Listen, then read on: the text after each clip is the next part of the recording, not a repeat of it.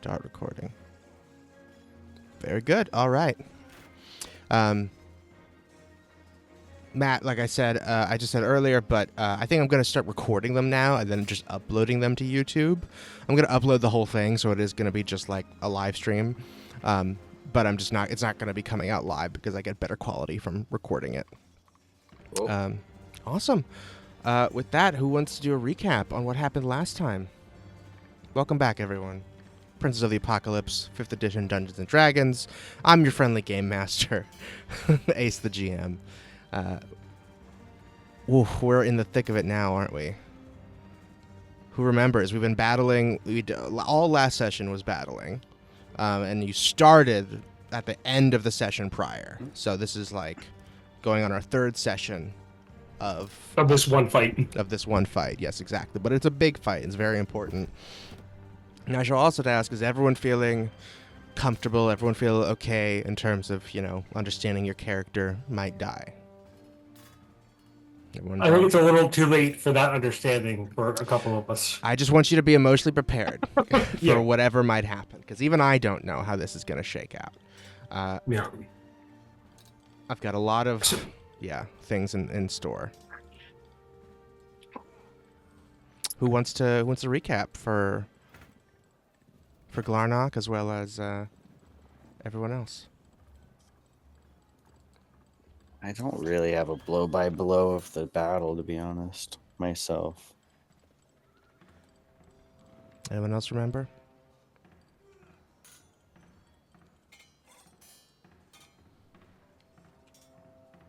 I have all of 2 notes. Okay.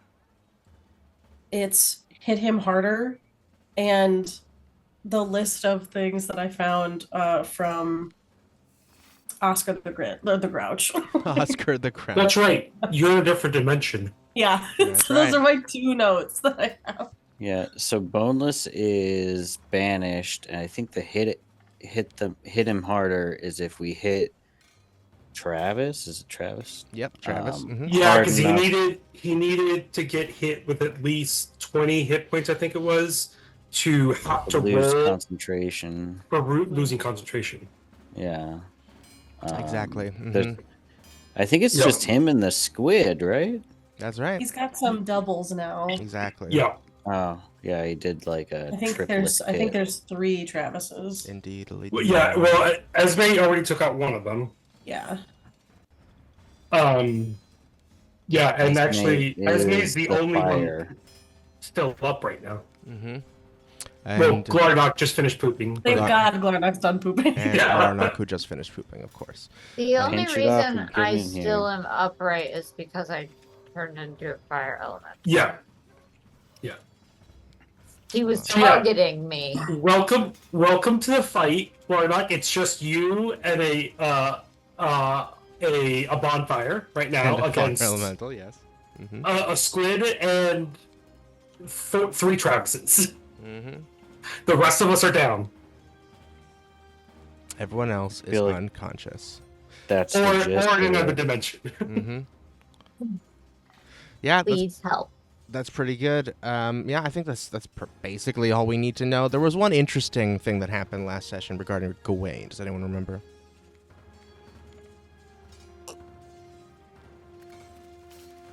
I think Wayne leveled up because they went to sleep and had a dream with the fishy man, the water dude. Is that right? Leveled up because he That was the prior accepted session. something. That was one before last. I think he was told in last session, and it could be the previous one as well, that he had to be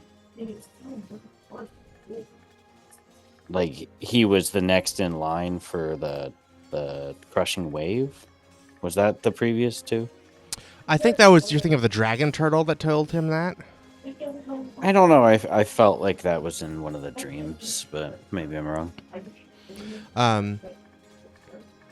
Yeah, I think it's for sure. Those encounters can get a little confusing. But yeah, You've been in the Gawain. same fight 3 sessions, so yeah. Yeah, Gawain did have a little sort of while he was unconscious, a little connection with Jormungandr, who is the snake goddess associated with the ocean, serpentine, fathomless deity, and hang on, we're hearing some background from someone. Anyone else hearing that?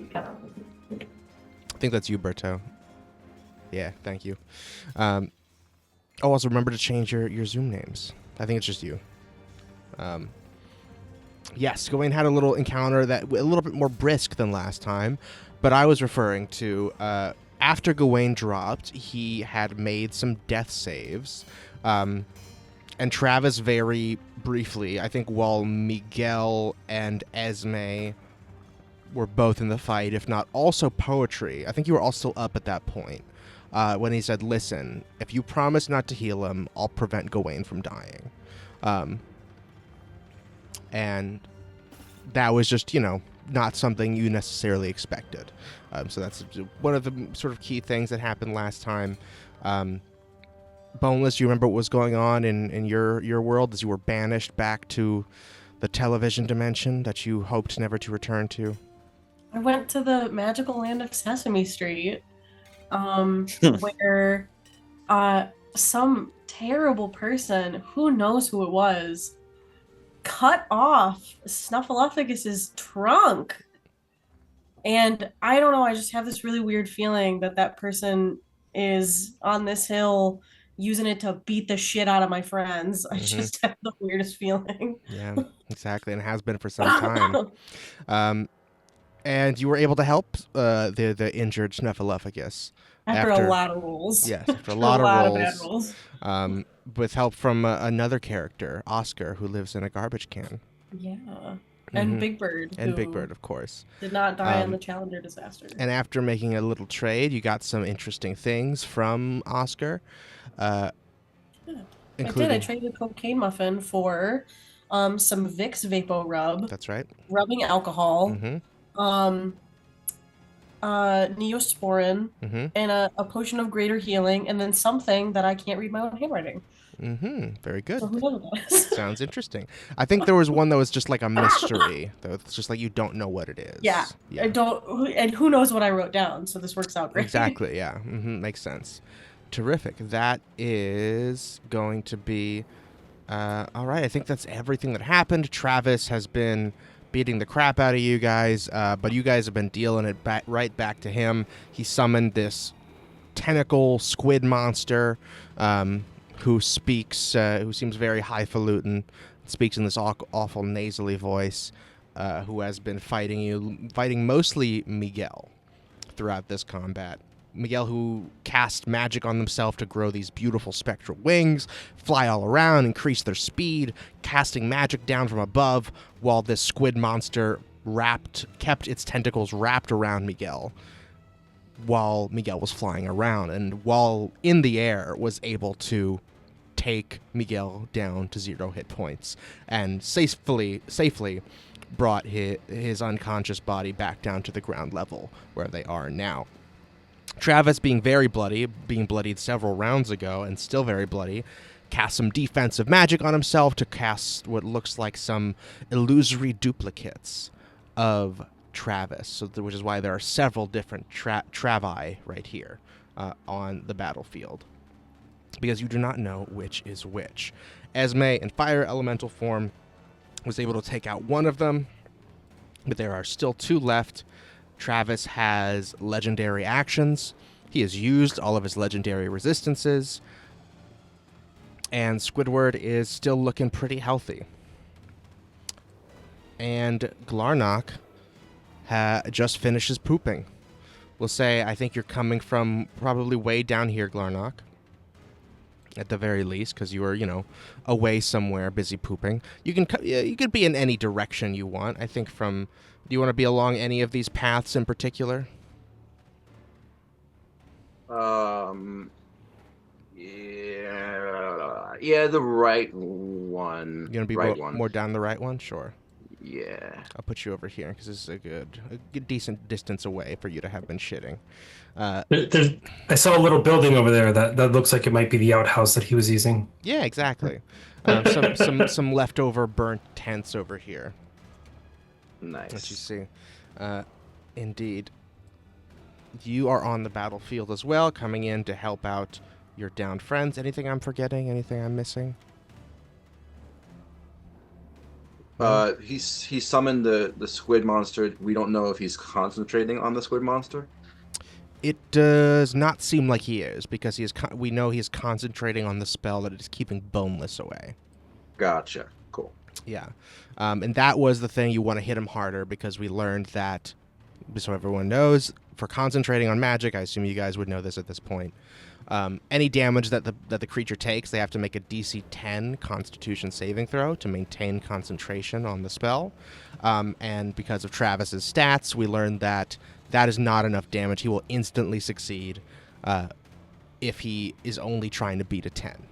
So you have to deal at least 22 damage to actually make him roll and see if he fails his Constitution saving throw and drops concentration on the spell that is keeping Boneless banished.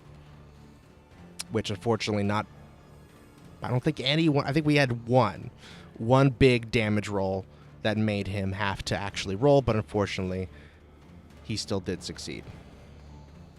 Which brings us up to speed. All right, getting back into the order. Starting with Miguel. Miguel, you are unconscious. You want to make a death save? Yep.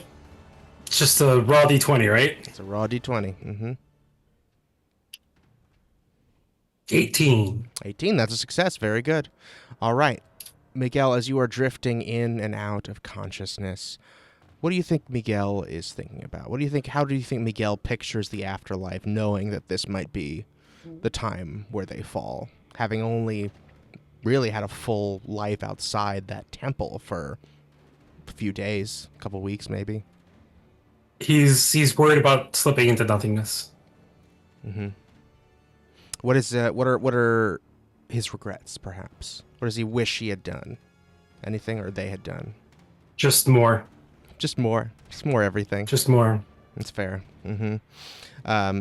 More spending time with his friends, more finishing this adventure that he started on, all those things fading away into the darkness of Miguel's mind. And now it is Travis's turn. And, ooh boy, let's see what he's going to do. He says, all right, fuck, this is taking forever. Jesus. Alrighty. Okay, this is annoying. What am I going to do here? Yeah, just give up. Come on, just give up, please. Looking at the big fiery version of Esme. Come on, just give up. It'd be so much easier. Got a no? A no on the giving up? I assume it's a no. All right. So then let's see what he is going to do. Some spell casting. You see he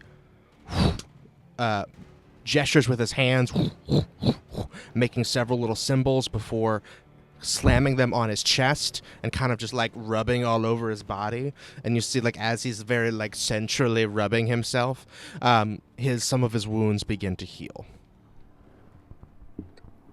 He spends his whole turn on that.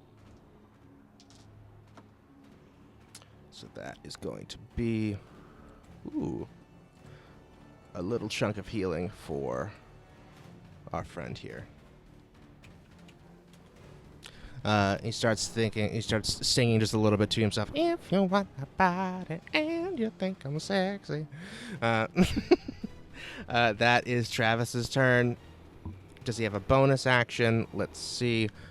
He's going to point and give a peek out from under his sunglasses. Just give a little wink to Squidward. You see Squidward's blood squirts out of his nose as he takes some psychic damage, as Travis gives him a little bonus. To his next attack. That is after That's all Travis is going to do. He doesn't want to take an opportunity attack from the giant fire elemental, so he's going to stay put. Boneless, that's you. Back in the void. Where are we going this time? Floating through nothingness on a sea of tingly black and white sparkling energy. What is Boneless thinking about? You just were sucked out of the Sesame Street world. What's going through your head right now? Well, they're trying to think of how they could possibly help their friends even while they're out here, because they know that they'll be back eventually. This is temporary. Mm-hmm. And they're trying to come up with just like any stupid thing that they could do to help their friends out, and I hope they don't end up somewhere like Attack on Titan or Hunter x Hunter, or actually Hunter x Hunter wouldn't be so bad. Mm-hmm. That'd be really But like difficult. Supernatural wouldn't be fun. It'd be cool, but it wouldn't be fun. So they're thinking about that too. Interesting. Got it. Shunted away from Sesame Street world. You are floating for a couple minutes before you hit hard, looking up at a very simple foam ceiling. It's very tepid in the room around you. You hear the sounds of sizzling and mild talking and chattering. And a woman wearing a red dress, long black hair about shoulder length, big glasses, leans over the counter that is to your right and says, "Are you okay, hon? How'd you get down there?" Am I on the floor? You're on the floor. And I look up and it's a Come on, get phone up here. ceiling? Oh, okay. I get up and I am I at a counter? Yeah, you're at some type of lunch counter, it seems. There's stools, there's a Oh. couple people there, there's like booths and things. It looks very, I mean, you might think it would be futuristic, but you've seen places like this before. It's very, quote unquote modern. She's, "What are you doing? You need something to eat? You want to order something?" I'd love to. I'd love a cup of coffee. Sure, we do great burgers. We do great burgers. You want a burger? What's the burger of the day? The burger is if looks could kale. If looks could kale burger. I would love a burger of the day, please. She says, Bob, one burger of the day, Bob, Bobby. You hear a deep grumbly voice shout out from the kitchen. "You got it, Lynn." You see a few children running around sort of in the back, not really doing anything, and a couple other random patrons sitting at the counter here. Is there anything you want to do here? Yeah, I would love to. Does there happen to be like a little girl with like a big pink bunny hat? Yeah, oh yeah, she's here. Mm-hmm. Yeah, is there any like regulars at this place? Like like maybe like a handyman? Yeah. There's two Sitting people around? that are here, and then one other random like family in the booth. The two people that look Mm. like regulars sitting at the booth chatting with Lynn, this woman you know to be named Lynn.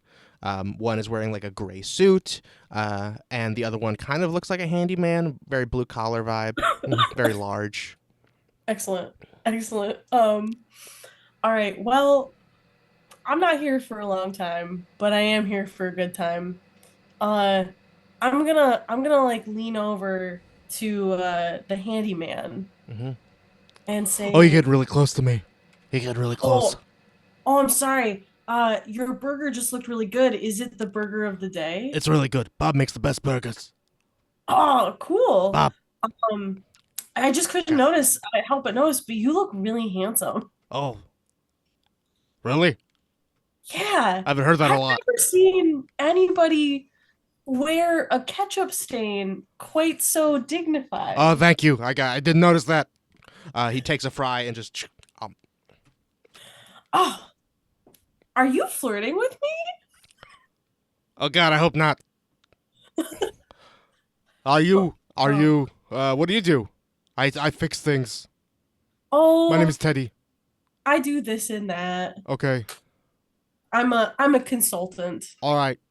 That's good. Do you want a So what burger? kind of well, I just You ordered the ordered a burger burger? Okay. today. Do you think I'm Yeah. gonna like it? Yes, it's very good. Bob makes great burgers. Anyway, Teddy, let me cut to the chase here. You live around here? Yeah. I know, not Cool. far. I eat here Do every you have a day. car? Yeah, I have a van where I Oh, keep all could my we go tools. into your van and go see your house? Give me a persuasion check.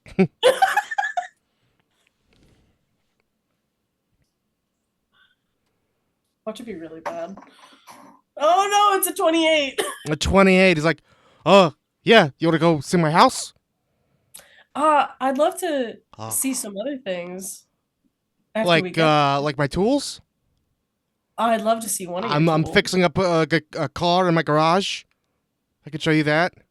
Incredible. Okay. Kinky. I love it. Let's go. I don't I want don't- to try and fuck What's that? Teddy. Huh? I don't want to try and fuck Teddy. Okay, sure. He pays his bill. Do you want? I don't think you have any money. I don't, but I'm just gonna say that I have a stomach ache and I have to go. Oh, no worries, hon. Come back anytime. Yeah, Lynn Bye. seems like she'll be okay with that. It's like I got her, Lynn. I got her. And Teddy pays extra money for your meal, and Aw, that was really nice. we move along as we cut back to reality. That is boneless. It is now the squid's turn. The squid is going to, having finished with Miguel, go 5, 10, and you're taking up these 4 squares, so he's going to go 15, 20 around to this side of you, and going to do, he's got a lot of attacks here. He takes damage.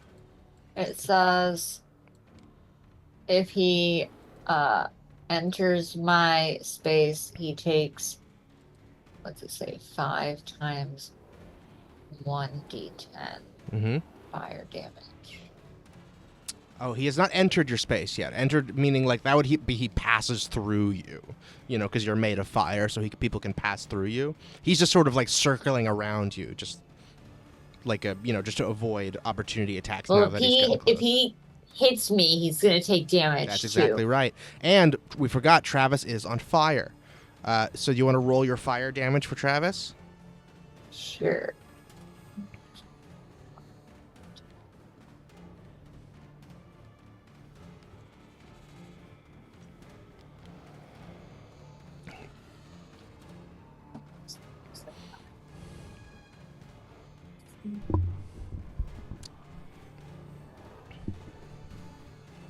Wait, how do I roll it? Do I click it 5 times? Is that... Sorry. Wait, I think it's just a D10, right? There's a little 5 with a parenthesis.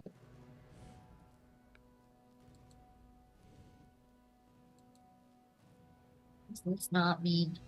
It should say like what right before the 5 with the parenthesis what the die is. 1d10. Oh, it's just 1d10. Yeah. So you can just roll the D10 if you'd like, or you can take the average being 5. 9. 9 damage. That's pretty good for Travis.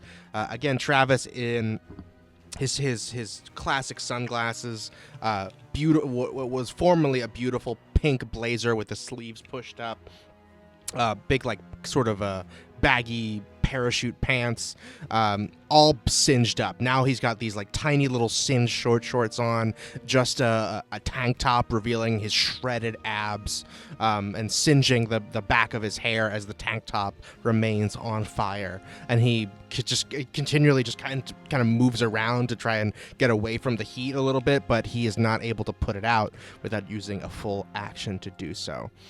So he has not done that yet. All right. That was just Travis. This guy is going to take first his 2 big squid tentacle attacks against you. First, and what is your armor class as an elemental? 13. 13. So, first one. Which is the same as Esme. 15 is going to hit you. And then 18 is going to hit. And And now his lower two tentacles, the smaller ones. 19 is going to hit. And more. And yeah, 25 is going to hit. So you see the two big tentacles. He goes, I hate fire. It dries out my tentacles. And the two huge tentacles that are coming out of his shoulders reach out, and each one goes straight through your fire, swatting a huge chunk of your flames directly out, extinguishing part of you, so you grow just a bit smaller and become more of a stringent sliver of flame than you were before. But he tries to grab you with each of those strokes and takes damage as he does so. Does he take damage for each attack? Each time they damage you, what does it say for fire elemental? It says a creature that touches the elemental or hits it with a melee attack while within 5 feet of it takes 1d10 fire damage. And Okay, then it says, terrific. in addition, and then it says the other stuff. All right, like so if he it just did comes in 4 response. attacks against you. Do you want to roll 4d10, or do you just want to have him take 5 each, 20 total?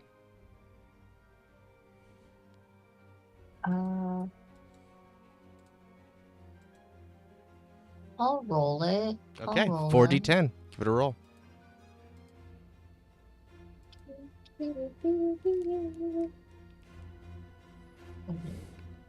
23. 23, a little better than average. But unfortunately, this guy, you see as the fire singes his tentacles, you see steam sizzle off of them, each one. He's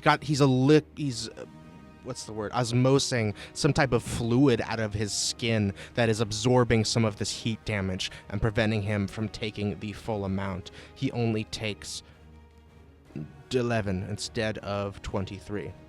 He is resistant to this type of damage. Ow! That still hurt a little.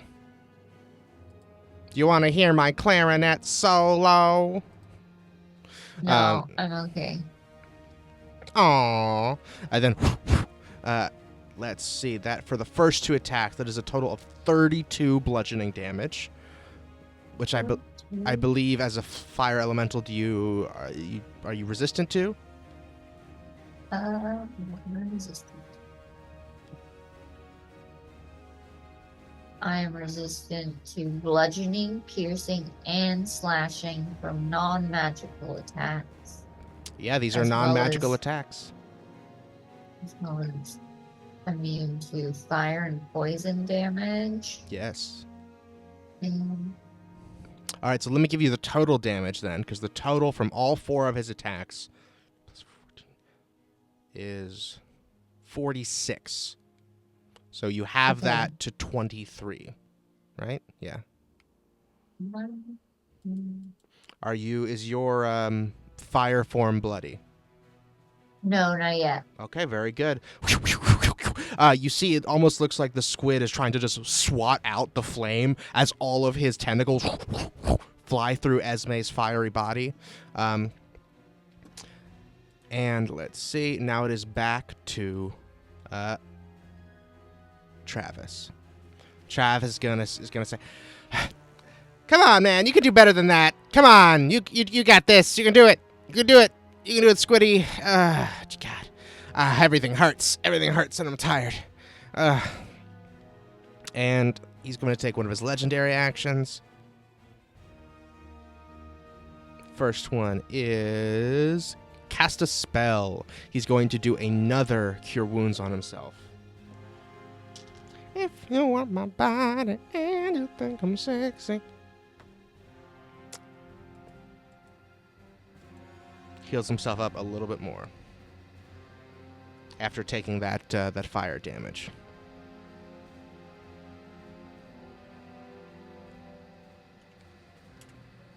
All right, that is his legendary. That was Squidward. Poetry. How many? What death saves are you at? I have 1 failed so far. Okay, let's roll again.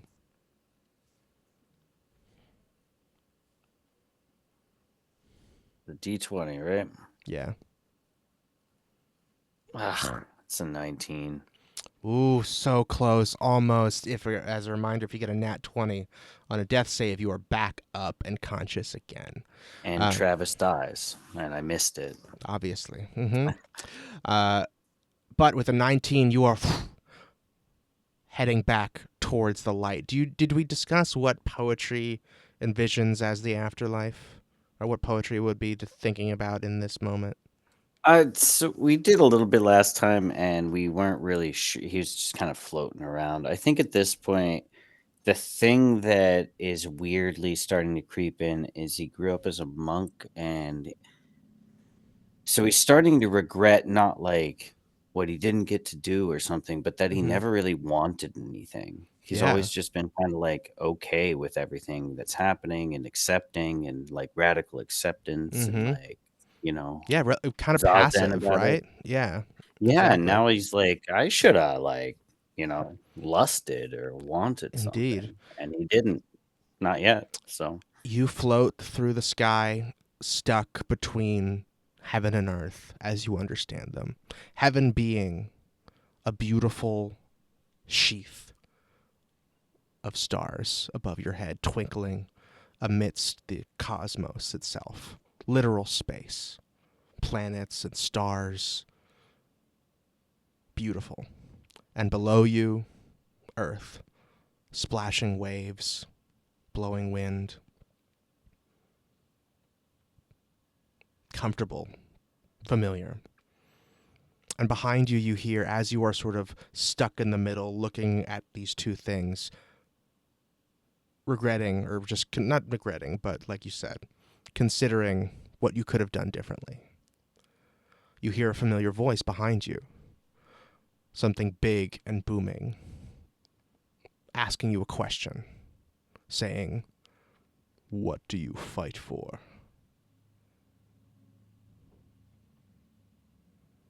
The same voice you heard in a dream several days ago.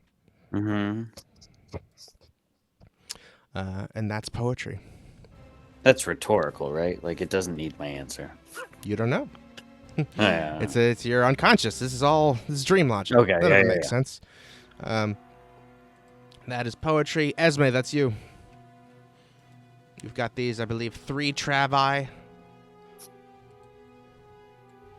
It's my last Thin Mint.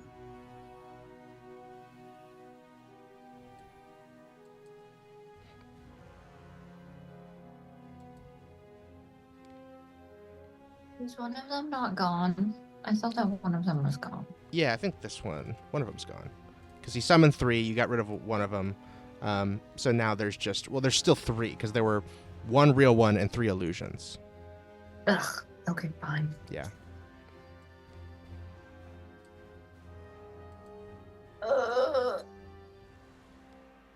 I only have 1 attack, so I will touch him because that is what the attack is called. Hell yeah. Roll to hit him. 2d6 plus 3.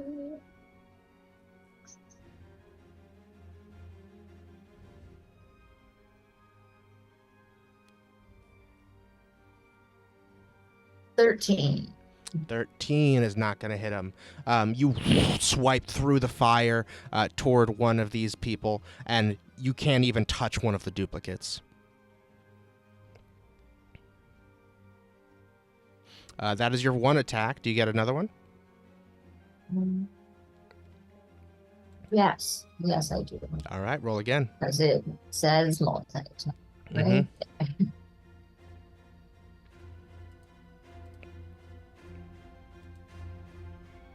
Mm-hmm. 12. 12? Yeah. Yeah, that's not going to hit. Sorry. You're just not used to this big incorporeal form. You're used to being cool creatures and stuff. But this is just, you're not sure how to wield this body so much. But you watch as he just kind of, nice try. Again, come on, just give up. It'll be easier for us if you just give up. Come on, man. And you notice that your form isn't so much about power. It's just about making contact, which you can maybe use in the future to help you land blows in this elemental form, because there's a lot of other advantages to it. Those are your 2 attacks. Do you have an action, bonus action or movement? Probably not, right? I don't know. But every time he starts his action, if he doesn't put the fire out, he takes 20. That's exactly right. Yep, he's been taking that every time on his turn. Okay. That is alrighty. Can I hug him? I think that's probably the same as touch. hug him? Yeah, that's what Kirby asked. You can try and grapple him next time. I don't think it's a bonus action though. You'd have to take that as one of your actions. And you can move. You could try and just move through him if you want to. Okay. Because you're incorporeal. You can just go straight through his form.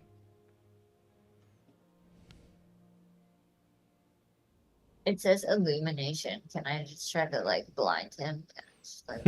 You are very bright. I don't think. Again, I think that would still be an action to do that. Okay. To get bright enough to do any harm to him. Then no, I'll just stay. Just stay put. All right, that's Esme. That is Gawain. Gawain is fine. And Gawain is not here. Glarnock, at the end of the order, rushing into battle, still pulling up your pants from your long-winded defecation. Okay. You're right here. What do you want to do? You see this scene before you. Miguel unconscious, bleeding out. Gawain unconscious, but looks okay. Like his wounds aren't active. Poetry unconscious, bleeding out. 3 different Travises, who I believe you have seen before from your encounter down in the Fane. A big, nasty tentacle monster, and then a fire elemental. No Esme or Boneless in sight. All right, I would like to move up. All right. You go 5, 15, 20, 30 feet. Gets you right there.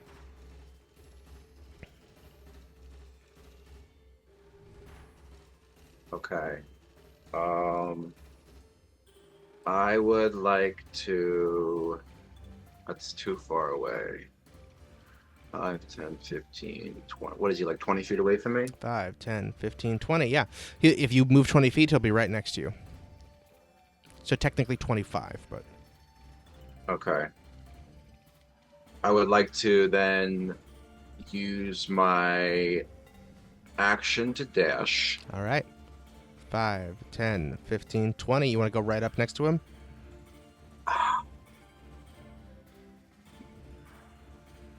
Yeah. All right. You leap over and land skidding with your hooves, defending Gawain's unconscious body. And then I would like to try to attack. All right. You used your action to get over here. Are you going to action surge? I'm so sorry. Yeah. Can I still need 5 more feet though. Cuz can I go back? Sure, yeah. 5, and I want to 10, use my bonus 15, action to use my Eldritch Tattoo.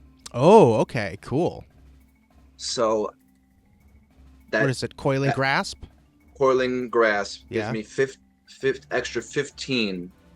It gives me 15 extra feet of reach on my weapon. Yeah. So can I hit him now with the tattoo? Let's see. He is still 25 feet from you. Do you have any weapons that are reach weapons that already have a range of 10 feet? Yeah, but I don't want to put my shield down. Got it. Okay, yeah. Then unfortunately, still can't quite. That's reach fine. him. Yeah. Then I'm gonna screw the tattoo. Then I'm gonna go up right to him and then just try to hit him. And I'll use my I'm gonna use my bonus action. Okay, so I'm gonna use my action to dash. Okay. Go right up to him. Because if you get right here, now you're 15 feet from him, so you still could use your Eldritch Claw if you want to. You just need to move 10 feet to do it. But so it would still take your action dashing. I don't know if you still want to stay far away from him or not. Up to you. Yeah, that's cool. And then I'll do the So tattoo, use my action. I'm gonna action surge, Mm-hmm. and then I'm gonna try to attack. All right, very good. From a distance, your eldritch claw, black swirls emanate out from your arm, extending your longsword, I assume? Is that what you're attacking with? longsword. Directly over Gawain's body and trying to slash across Travis from a distance. You can roll to hit him. That first one's a 27. Ooh, that's going to hit. And I'm going to use a maneuver. Very good. And the maneuver that I will use is... Oh, is he holding anything? He's holding this very strange long staff. It's like maybe like 8 feet tall or something, taller than he is. Looks like the trunk of a furry trunk, like of an elephant, like sort of ossified and turned into a weapon. Okay. I'm going to try to disarm him. Okay, you want to disarm him. Very good. Yeah. So that's a strength 16. Strength save 16. Let's see. All right. Strength. He fails. He has no more legendary resistances. Okay. The furry chunk is it's like, what? He hears you clomping up, and before he can even turn around to see that it's you, you slash across him, and you, as he turns, you slice across his arm as he's turning into your sword, slicing all the way down his right arm and causing him to let go of his demon staff. Okay. I'm going to Not you two! Come on! I thought we were done here. I got other things I want to do. Oh, hey, asshole. Fuck you. You should have killed me. For real. Yeah, now I'm going to. I told everyone earlier I'm going to kill one of you once this is over. Oh, I thought it'd be easier, though. Okay. So... Roll your damage. Yeah. 11 slashing plus the D10 superiority die. That's right.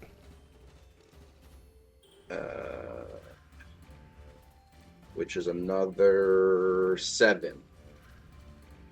Another 7. So total of 18? Yeah. Very good. And is that... Hang on, let me double check something here. It's magical weapon. Magical weapon, very good. Alrighty. Is there any way you can bump that damage up even by 2, Harnock? You need it to be 4. No! What? The Eldritch Claw gives me a force damage. Oh, force damage on top of it. Yeah. Hell yeah, how much force damage? In addition, your attack a D6 force damage. Ooh, okay. That could make him make a save. Let's see what happens. Roll it, baby. Roll it. Yeah. Ah, it's a 1. That's a 1. Oh. Still 19 damage, still very good, but not enough. I'm gonna burn a luck point. Can I burn a luck point on that? No, not on damage, unfortunately. Damn it. Good ask though. Damn, that would have been really sick to come out and bring Boneless back like that. But unfortunately, you'll have to try again on your next attack. He takes 19 damage, undoing a lot of the healing he just did to himself. It's like, fuck! I thought you were. Oh, damn it! I thought I should have. Now I gotta deal with you two. Annoying. You threw my staff. That was hard to get, you know. Not a lot of imaginary creatures you can steal animal body parts from. All right, I rolled a 13, but I am going to use a luck point on that. Okay, for your next attack, I assume. Is that what it is? For the second attack. Yeah. All right. So luck point burned. Come on, baby. Oh, 11. 11 is not going to Okay. hit. Yeah, unfortunately. So that's the second one. Now that he sees you coming, you do this huge gash, slicing open his whole arm, blood gushing down his right side, his demon staff flung out off into the hills and grass, we'll say about 10 feet away from him right now. But now that he knows you're there, he's able to... Hey, whoa, all right. Take it easy. Come on, here we go. as you're slashing all around with your extended eldritch arm to try and get him to no avail. So that was action surge. You dashed, then you did 2 attacks on your other action. You used your movement. You still have a bonus action if you want, I believe. And I get 1 more attack too. Oh, you get 3 attacks. Yeah. Oh yeah, hell yeah. We're at level, what is it? Level 11. Fucking 23. 23 hits him. Okay. I'm gonna use another superiority. And that one is gonna be this time a ooh. If I were to push him, Uh-huh. can I push him into Esme? Potentially, yeah. Mm-hmm. Okay. So he needs to. It's a DC strength 16. DC strength 16. Okay, first of all, actually, I'm not going to Do I undo get it. reactions? Can I like hug him as he shoves him into me? Fall. I just want to hold him. I just want to cuddle him real good. You can. This is incredible teamwork. It's really great stuff. Here's the thing. I think you can only take a reaction if he moves away from you, invoking an opportunity attack. But just moving through you will take some damage. I don't think you'll get the extra attack, though, unfortunately. First, we have to see. I would like to fall on top of him then. Mm-hmm. You want to just collapse onto the ground. Yes. Okay. Goodness gracious. That is. That's the first one, then.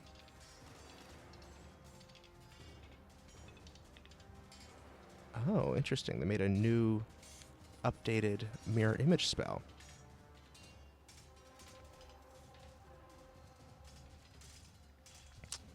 Oh.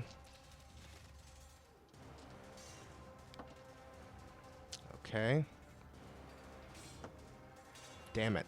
All right, you get him again. Roll your damage for that. So you can push him either into Esme or just back. Okay.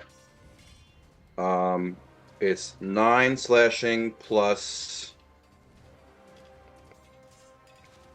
10, which is 19 again, Mm-hmm. and then this one, force damage. Come on. Come on, baby. Give me that fucking Need a 4 or higher on that D6. 2. Ooh, 21. Still a lot of damage. Still somehow able to bypass all of his duplicates and stab right into him for the second time. And he's dodging out of your way. This time you go for his legs and you take off a huge chunk of his thigh. He goes, ow! Starts hopping around on one leg. Are you going to do the push attack or a different maneuver? Yeah. Okay. Yeah. He's going to make the strength save again. Let's see. Yeah, 16. Ooh, that's closer. Strength. Nope. Still gonna fail. You're gonna push him and his duplicates all backwards. Is it 10 feet? Into 15 feet into Esme.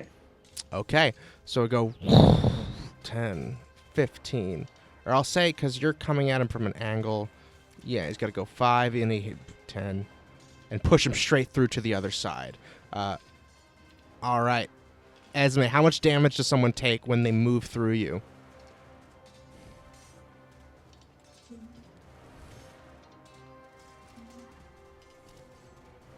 I think it's the same. The 5. The 1d10? So hey, that's still an extra d10 that he takes.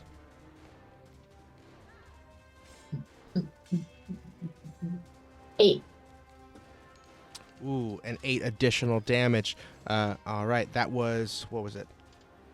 21 plus 8 is 29, right? As he steps through the fire and through you, Esme, you engulf him very briefly, and he falls backwards through you. He's like, ah, shit! Oh my god! Ow, this fucking hurts! His huge gash down his arm. He's holding his arm limp at his side. He's like barely standing upright because his right leg just got slashed and burned really badly, stepping on you and on this lingering campfire here. He looks really bad. Fuck! That is, I believe, your whole turn then, Glarnock? Yes. And the weapon is still, the staff is still where he was, right? Yeah, so we'll say, let me do a little doodle so we know where the staff is. Let's make the staff brown, because it's a furry staff.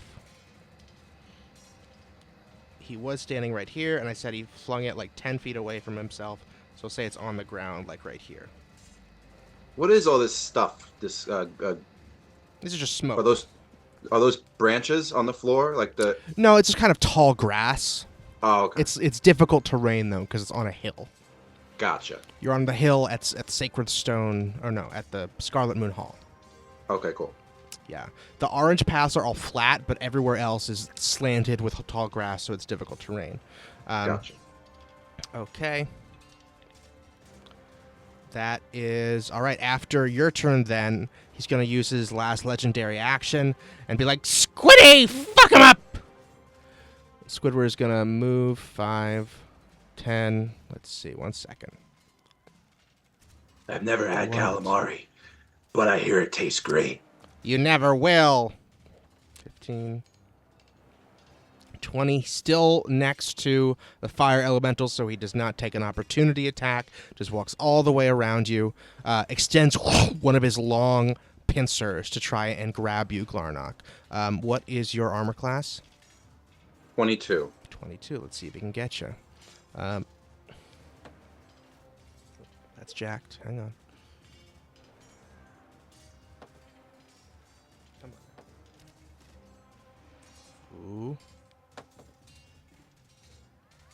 And he misses. He shoots this huge tentacle that becomes the size of your body as it reaches you, attempts to suction onto your steel armor and pull you towards him, but it does not work. It slips right off and goes, "No, I'm not calamari. I think that's octopus. Guess it depends. I'm still gonna eat you. You can try. I thought you were herbivores." That was Travis's legendary. Then we are back to the top of the order once more. Here we go. Unless I missed anything? No, I don't think so. Glarnock and Miguel, that's you.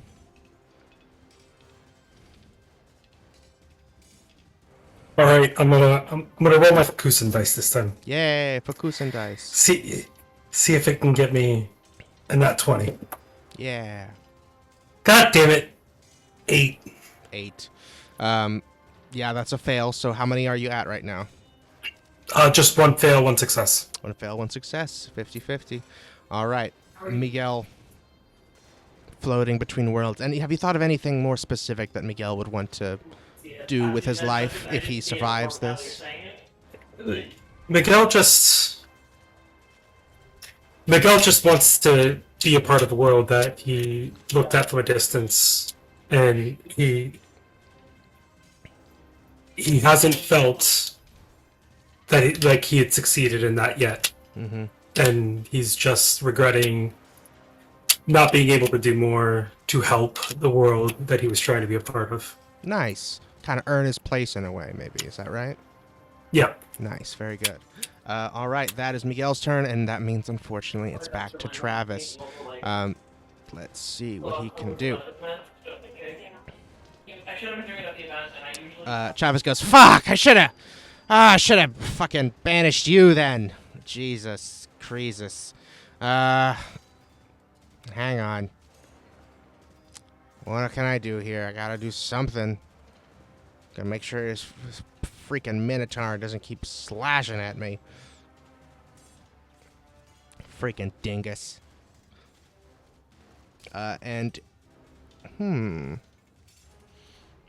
He is going to run 5, 10, 15. Come right here. Get a little bit closer to his staff. And let's see here. Terrific. Now he is going to cast a spell on you, Glarnock. I need you to make a Wisdom saving throw.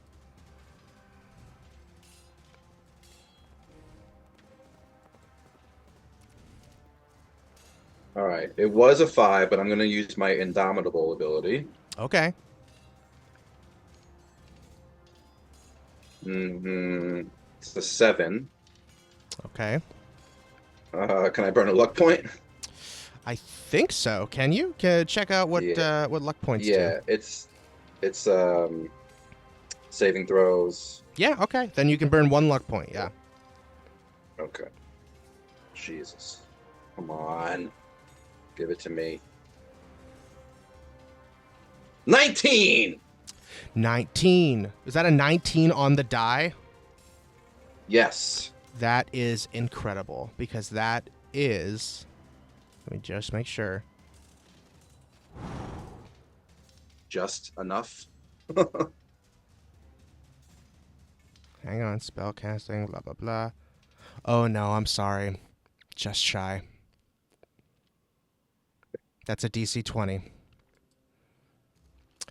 He runs back to his position right here behind Squidward, looks you dead in the eyes, Glarnock, and says, "Flee!" and commands you to run away, which you must do on your turn. The spell only lasts until the end of your turn. After that, you can do whatever you want, but on your turn, you must use your action to run away. That was his action. Bonus action. Pew! He's going to beef up Squidward again. Again, Squidward's so much blood coming out of his nose just from the damage that Travis is doing to him. When he laughs, his nose gets bigger and smaller and just spurts out more blood. That is Travis. And roll your fire damage. That's me.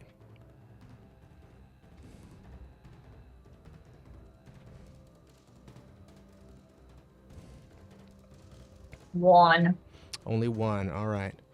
Still Did looking you- really bad, limping, holding his right arm after Glarnock slashed through it. He's like, all his clothes are burned off. Just, little burnt shorts and his tank top. That is going to be, let's see, 1 damage for him. Okay. After that, it is Boneless. Boneless. You're still here in this place with strange people.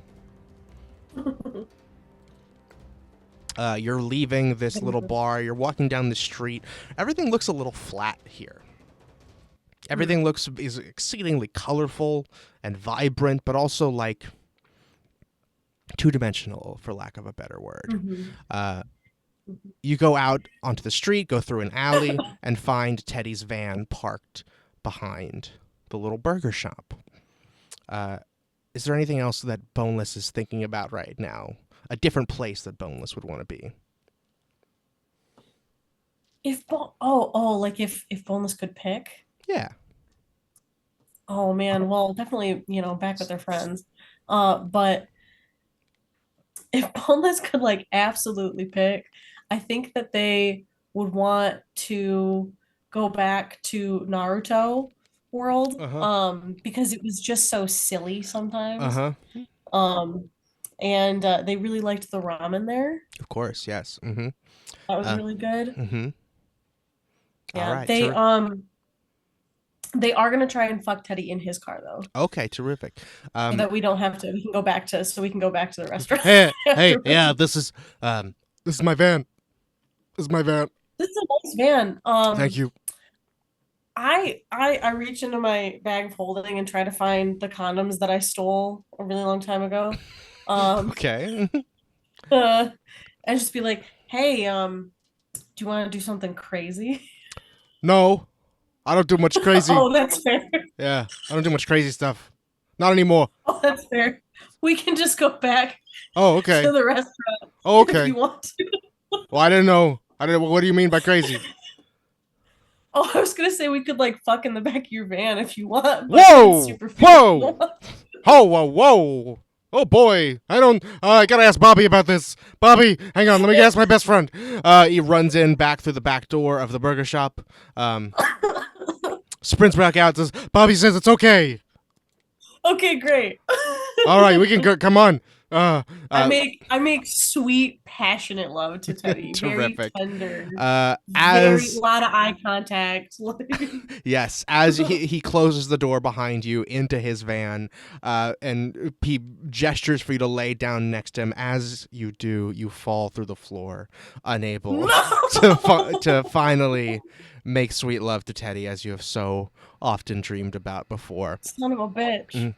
Falling once again into the ether until you land once again and hear a strange little tune from nowhere.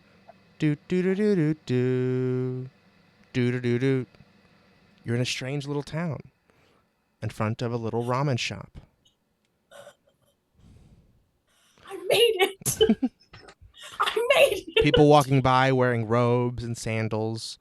Lots of big straw hats. Lots of people with strange metal headbands. And we'll come back to you later. Excellent. That is Boneless. Now it is time for whoopsies, the squid once more. It is Squidward's turn proper, and Squidward is going to try and get you. Let's see what he can do. He's going to do his 2 attacks with his pincers first. First one said 23 to hit. Or 21? Garnock? Yeah, for Garnock. 22. 22. Okay. He is going to hit you then. Okay. Unless you want to do something else. Did he miss an attack? Not yet. He just He hit did not you. miss it. No. Okay. He's going to make 2. He only made 1 thus far. All right, so I can't do anything to that. Okay, terrific. He's going to roll again. Ooh, that one is also going to hit.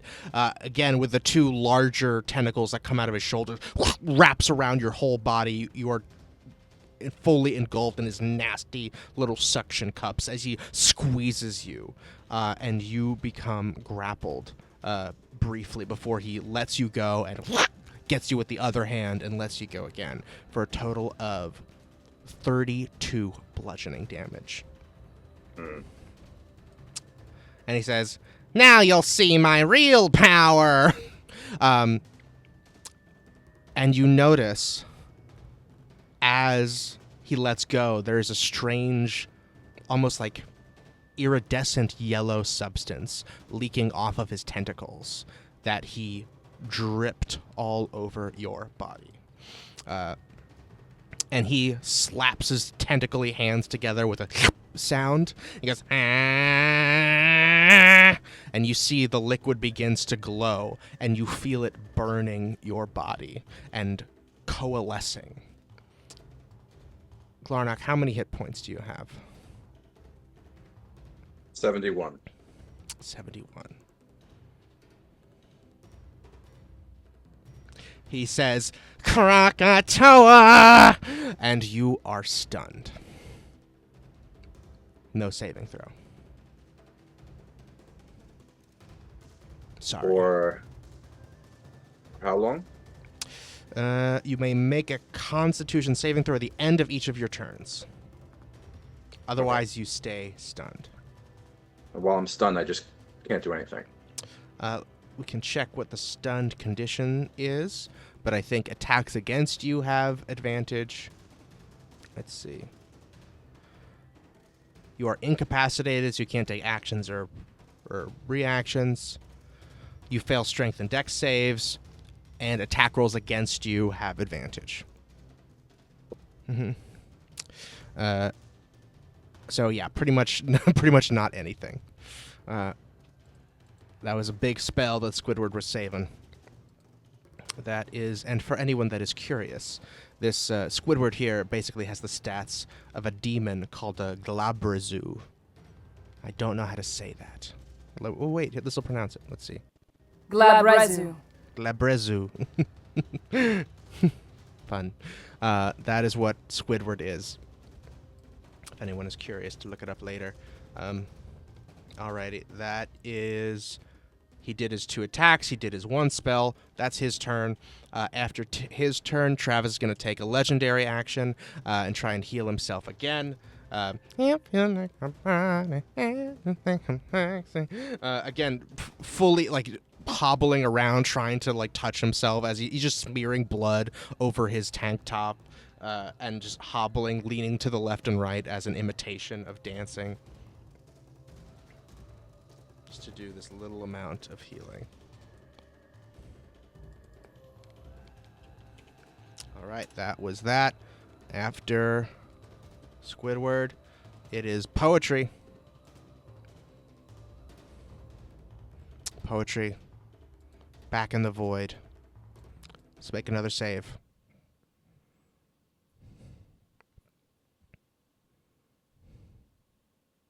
That one's a 17. So. 17, that's a success. Very good. You hear this voice behind you. Commanding, echoing, a little familiar. Saying, "What do you fight for?" And you look down below, and I think while you're sort of stuck equidistant between these two places, between the vault of the sky and space and stars and planets above you and the real world down below, you drift a little bit further down. Just instinctually. What do you do here? Which direction is the voice coming from? Or is it like omnipresent? It's kind of echoes around, but the source is behind you. Like farther away from the living plane. Sort of outside of it, like sort of in this middle place where you are. I think poetry is starting to have maybe a little bit of a like emotion again for like, you know, he's been trying to have a little bit more emotion recently, but he didn't know what it meant. And now he's like almost dead and he's kind of mad about it. And he didn't think he'd be mad. He always thought he'd like be like so peaceful about like meeting his end. So I think he's starting to really try to fight it in his psyche, and he's starting to like, if this is a place that he could speak back to the voice, he'd be like, I fight for everybody's right and ability to be able to make their own decisions and want what they want and strive for what they want, even if it's not what they were dealt with originally. He's just kind of screaming into the void. Hell yeah. And some thrashing. Thrashing, yeah. Give me a wisdom saving throw.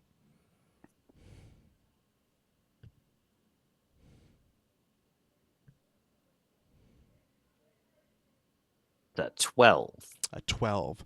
As you start thrashing, you're just kind of in midair. There's really not even anything for you to really struggle against, except that there's no way for you to move. You're just kind of swinging your arms and thrashing wildly until you feel this blunt force smack the back of your head, something that feels like a huge quarterstaff, and you spin around in midair, head over heels a few times, and behind you, you see brief glimpses of this dark, shadowy figure, huge in the expanse of this void here, between heaven and earth. You only see its vague silhouette and blue glowing eyes. And you hear it ask you again, "What do you fight for?" I fight for the liberation of everybody against whatever kind of sounds you make. Like, this is terrible. Who are you? The voice grumbles. We stand on principles.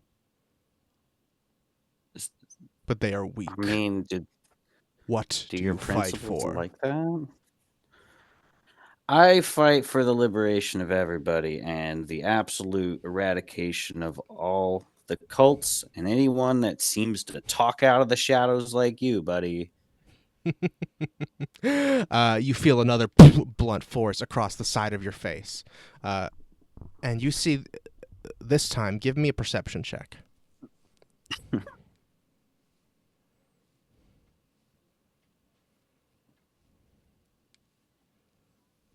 14.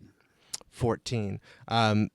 All you can see is this, like, it's a huge outline of this very large creature, vaguely humanoid in shape, blue eyes, normal shaped eyes. But you can't quite gain any more information about it because it's sort of like a black silhouette on a black background. Clearly very powerful within this space, whatever it may be. And we'll come back to you later. That is poetry. And Esme, that's you. I just am gonna touch Travis again, I guess. Okay. We'll roll to hit him.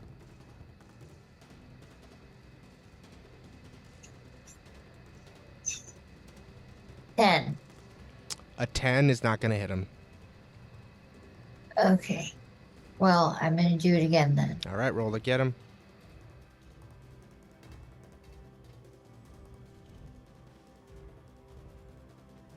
Well, a 9's not gonna get him either then. Exactly. 9's not going to get him. You see all of the 3 Travises are now dancing in unison all around him. Everybody. Just in, like, jumping and doing interesting choreography like a boy band, but which is just kind of throwing you off, and you're throwing your fists, your big fiery fists in different directions, but as soon as one lands, one of the Travises has already left the place where you tried to attack it. That's your action. Do you have a bonus action or movement?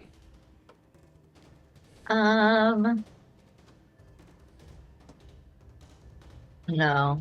It's Sorry. Okay. That is Esme's turn.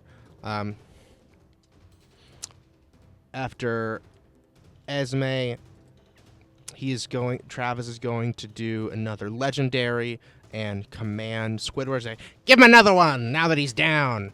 Squidward is going to attack Glarnock and is going to miss. Again, another pincer reaches out to grab your stunned body as this weird yellow liquid has restrained you in your place. But your armor is still too thick. He just goes for a straight shot to your chest. It goes bonk right against your heavy plate mail, but does not damage you. That is his legendary. That is Gawain, who is living. And lastly, Glarnock. You can make that saving throw again, another wisdom save. I think you gotta hit a nat 20 to be released from this. What's your wisdom? 0. Yeah, gotta hit a nat 20. 12. 12, not gonna do it. You're still stunned. It seems like this strange yellow liquid glows from inside your armor and just gets harder. That is you. We are back to the top of the order. Miguel. Is it? Yeah? Okay, Oh, sorry. never mind. You got Sorry. anything? I just thought it was, is it wisdom or constitution? Wisdom. Okay. Yeah. Cool. Let me double check. Pretty sure. 'Cause I do have plus on constitution. Oh, no, I'm sorry. You're right. I'm wrong. It's Constitution to release the effect. All right. Yeah. Roll again. 21. 21. You break out of it at the end of your turn. Yellow shards shoot out from out of your armor and all over your arms and every place this yellow shit has coated you, allowing you freedom once more. And not to be berated by Squidward's blows on his next turn. Bastard. With you still being stunned. It's like, oh, come on. I was gonna kill you. And Travis goes, for real? Oh, man. It's getting annoying. Miguel. Is that 1 success and 1 failure? Where are we at? Yeah, 1 success, 1 failure. Uh-huh. Don't fail me again, Fukusin. Mm-hmm.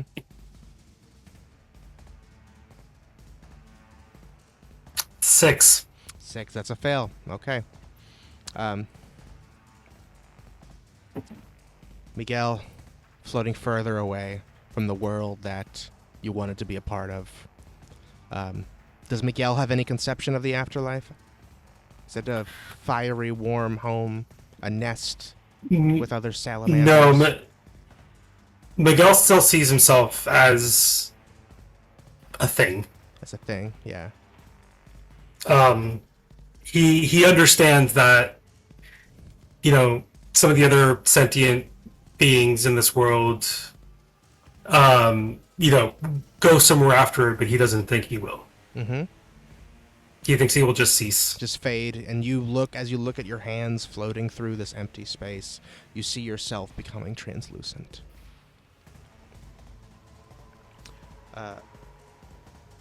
That is Miguel, and we'll actually take a break there. Because this is a new round. Should have stopped before Miguel's turn, but I got distracted. So everyone will want to take a 10? Cool. All right, we'll be back at 46 minutes after the hour. BRB.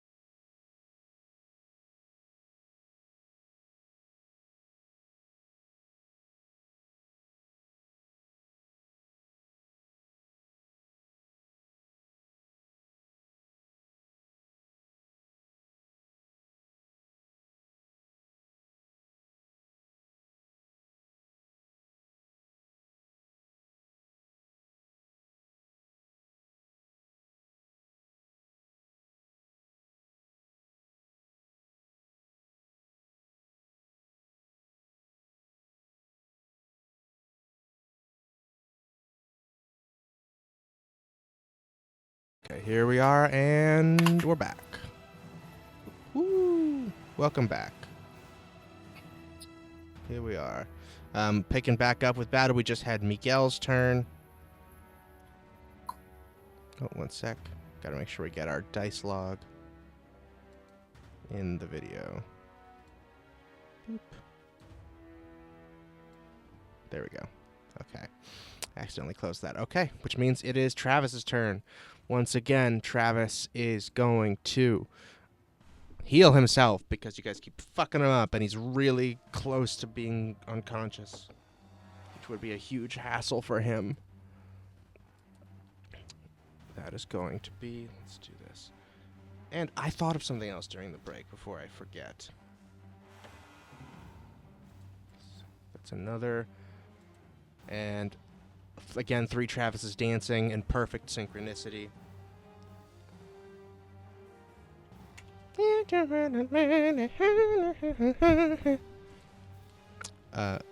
And midway through, they start switching to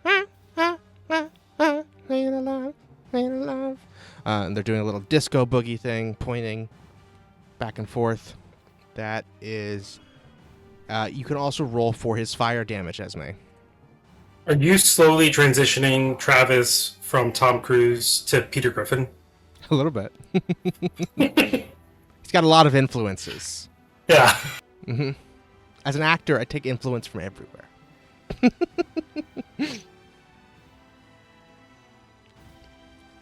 Esme, you rolling that D10? 6. 6 more damage. Okay. Reducing. He's just healing himself every time, and you're taking him down a little bit every time. Glarnock undid a whole bunch of the healing he had done prior. Very good. Okay. That's that. And so I was thinking about something in between sessions. About something that happened, I think, last session. Where I think Esme did an insight check on Travis to try and find out and one of the questions was, what are his weaknesses? He's still in love with Boneless. That was one of them, yes. That it's very likely that he still has feelings for Boneless in some way, was what it kind of seems like. Mostly based on the fact that Boneless was able to steal from him. And not a lot of people could do that necessarily. But when you asked about weaknesses, I pretty much said his ego is the main thing. But there was something else that I thought of after the fact that I think you should know, because you got a nat 20 on that, and that I was thinking about recently. Which is that you've interacted enough with Travis and heard him talk enough to know that he has a lot of irons in the fire. Meaning that he makes a lot of deals, he does a lot of stuff with a lot of different people. He's got a lot of connections. And for that reason, he has a lot of debts. He has a lot of arrangements with specific conditions and things like that he has to stick to.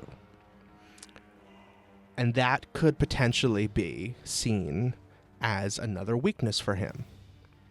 Which is that if somehow his arrangements were at cross purposes, that could be extorted in some way. Potentially. And I'm only coming back to that and telling you now because it was a nat 20. I have to respect that. I have to honor that with all the information that I could potentially give you.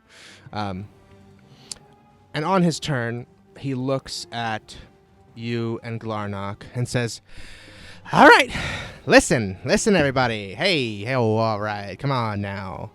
Let's chill out a little bit. Let's everybody take it easy. We can keep fighting. Till everyone's unconscious, and some of your friends are dead. One will be dead from my hand, and the rest will just be dead because no one could heal them, and the rest of you were unconscious. You know what I'm saying? Or you guys could give up. And I'm only going to kill one of you, and I'll let you heal your other friends. What is this only kill one of us bullshit? You are the one who, weirdly tricked us into coming here, and then, just like appeared out of fucking nowhere. Yeah. Like, why do you get to call the shots? Because I'm bigger and stronger than you, mostly. You're still fucking whipped by Boneless. I don't know You're still, about that. Like, fucking hungry for that shit. I don't know about that. I don't know where you're getting that You from. had to send her away because you're such a fucking bitch. Oh, language. Might be hung up on you I'm now. so fucking What's sick your of deal? this shit with you. You just like Screaming show at up out of him in nowhere, fire just elements. dicking us around. A huge fire monster screaming at him. I'm kind of into this. I didn't expect that. Yeah, you're right. I'm totally just sticking you around. You fucking are. This Yeah. whole goddamn time. I know. It's just. Appearing out of nowhere, Mhm. randomly, thinking you're the funniest shit in the entire world. Aren't I You're though? absolutely Aren't not. I just? You're really not. Oh, okay. Well, everyone's got opinions. That's fine. I showed up just to take that dagger. I took it, and I said, "Hey, just stay out of my way." And then you guys didn't. You didn't listen. So this is the comeuppance. This is the comeuppance for that, for stealing from me. And so I arranged. I think what I was fair is not killing all of you. If you have the knife, then why do you need to kill any of my friends? I don't have the knife yet. And I would Yeah, need to but kill you're one like, of you that's your whole. to send a message. No, but that's your like whole thing is that you're like wanting the knife back. Like Yeah. if you get the knife back, why do you need to kill any of my friends? Because you wronged me, and I want to make sure you don't do it again. You've wronged all of us over and over again. I don't You just care. wrong This is people left about and right, me. dude. I don't care. This is about you guys doing something against me, and you having to be punished for that. Yeah, and you just keep wronging all of us, so we punished you by taking the knife back. What are you talking about? I didn't do shit to you. I just took the knife. I killed your friend, then I brought him back to life, and then you guys stole the knife back. So we were. Did you just hear something? Yeah. You killed my friend? You just killing. I brought him back. Killing my friend. Brought him back. You guys don't get it. I just don't want you guys to get in my way. And that didn't work the first time I tried to communicate it, so this is the way I'm choosing to do that now. You're not going to talk me out of it. I'm giving you an option to make this easy for everyone. We can keep fighting. I'll keep fighting you. I'll keep healing myself, and you'll keep damaging me. And then Squidward will keep damaging you. And we'll see how long it takes, but in that time, Poetry might die. Miguel might die. Yeah, but you're planning on killing one of us anyway. Yeah, so but just we might one as of well you. Try to kill you in the meantime. Sure, it's a difference between, okay, all of you can die on they can die on their own, and then I'm going to kill one of you as well after the fact. Or, so it's like 3 of you dead or just 1 of you. That's what I'm offering. Just to make this easier.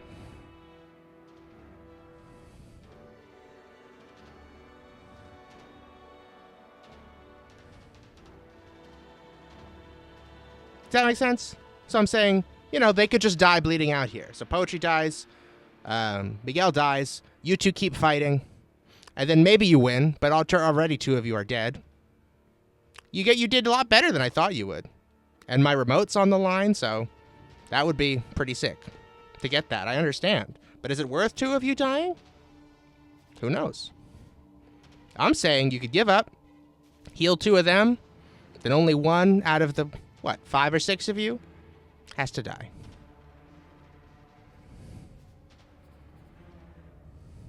Here's When the I get thing, back though. up- I really want you to die. Yeah, when I I get back that. up, I'm gonna get rip that a your lot. fucking head off. Yeah, okay, buddy. I'm gonna banish you in a second, bring Boneless back here, see if I can talk to someone more reasonable. I'm gonna teach you why they call me the Mutilator. Nobody calls you that. They call you the Rampager or something. You made that up.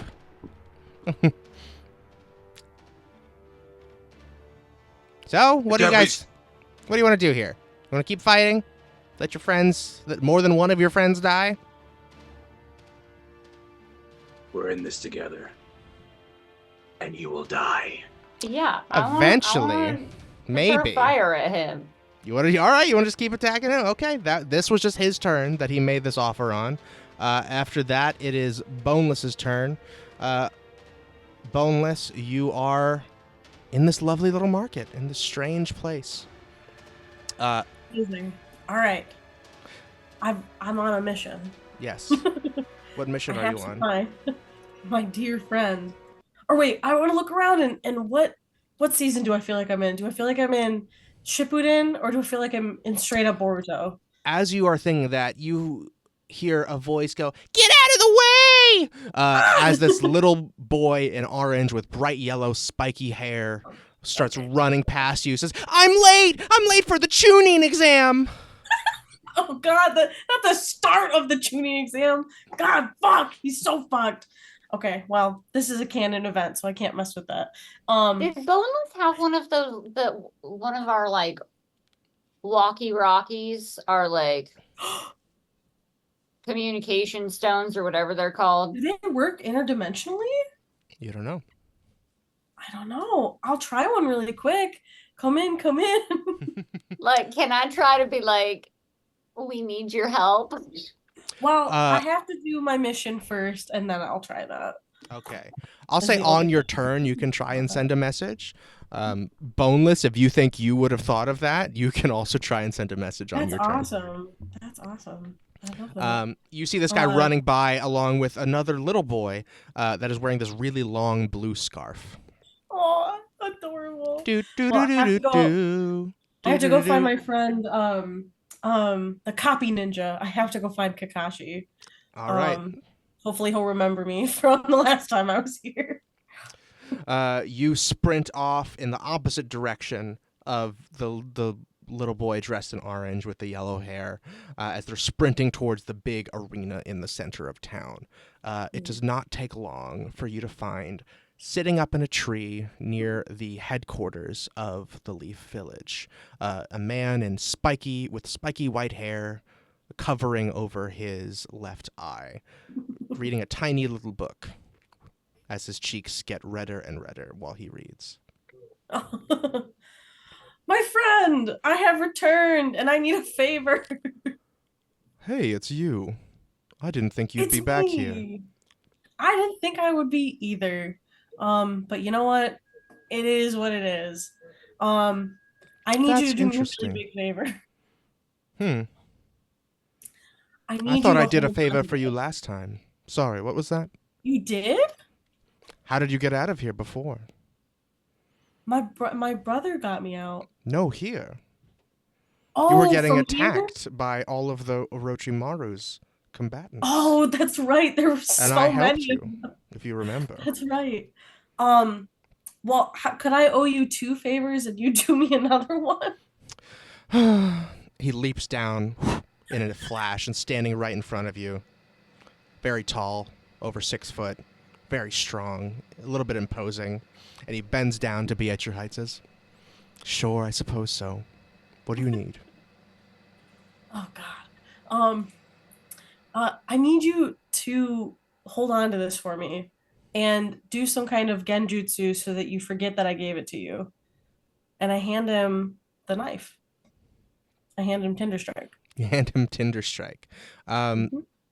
You see as you hand him, I've not seen a shuriken like this, and it falls right through his hand. Son of a bitch! And lands on the ground. Fuck. Oh.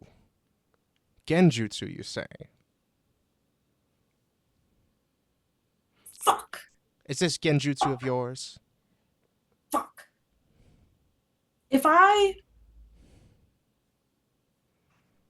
So it's safe to assume that whatever I came with is coming with me. Like if I were to leave. Give me a wisdom save with advantage. Okay. Fuck. That was my big pull. Oh, it's a 3. With advantage, it's a 3? I got a 1. Oh my god. Listen, I know I'm unconscious. Can I give her my inspiration? No, you are nowhere near this realm of existence, or even have any cognitive ability to understand it, probably. Fuck. You have no idea what you never brought anything here in the first place, so you don't know how you could bring things for and back. You do know, the only thing you know for sure, which I'll tell you even with the 3, is that the stuff you got from Oscar the Grouch you still have. Okay, so maybe I can't leave stuff, but I can take stuff with me. Okay, new favor. Yes. I need something that can make someone like be unconscious for a really long time. Be unconscious. Like a Yeah, sealing like, jutsu? yes, or like put them in a tree or something would be great. Can you teach that to me, or can you give me something that can do that? That kind of thing takes years of training, Boneless. Even I'm not adept at all the most sealing jutsus. Oh, what about a scroll? Do you have a scroll I could use that I could like maybe like, or just put somebody to sleep for a little while? It doesn't have to be, they don't have to be sealed in it necessarily. I could teach you a technique that would put people to sleep for a little while. Really? Really? Yes. That would be great. It's a common ninjutsu. I bow real low and I say thank you. Sure. He pulls something out of his bag. It's a lovely little paper scroll. Just here, take this. I'll show you the basics now, and then you can learn the rest on your own. Okay. Okay. And just so I don't fuck myself later, I do pick the knife back up and I put it back in the bag. Good. Very smart. You take this scroll, and as you touch it, it feels weird in your hand because it feels almost like weightless and very tingly, like you're holding pure energy. But you can unroll it and you can look at it. It's in a strange language that you cannot possibly, that you can't really understand right now, but like maybe with some magic or something. Yeah, really foreign to you. But probably someone could figure it out. Dub on to get this one. Yes, Jesus. exactly. The dub with the English subtitles. It's got to be specific. Yes. But you have this, and Kakashi says, "I just finished my training with Sasuke, so I can take a few moments with you." Okay. Thank you. Sure. And he leads you out to a training ground to show you some techniques. Baller. That is Boneless's turn. Now it is Squid Boy. Squid Boy is going to, he used his big spell to try and stun you. Now he is going to, let's see here. He can attack you from this distance, so he's going to just do 2 attacks first. Against Glarnock, it's a 21, right, to hit? 22. 22. Sorry, I'm going to write it down so I don't forget again. 22. Okay, first one is going to hit. Second one is going to miss. That's right. Okay, very good. Another huge tentacle wraps around your whole body, squeezes you inside your armor. You feel your plates pressing up against you from either side as he grips even tighter and tighter than he did before for another 16 bludgeoning damage. You better give up. Since he missed, Mm-hmm. I'm going to riposte as with my reaction. Okay. What does that do? So, when a creature misses you with a melee attack, you can use your reaction and spend a die to make a melee weapon attack against it. Okay. Is that your reaction or something else? Reaction. Okay, very good. You want to make a melee weapon attack? Yeah. Go for it. You got Squidward, right? 28. 28 hits.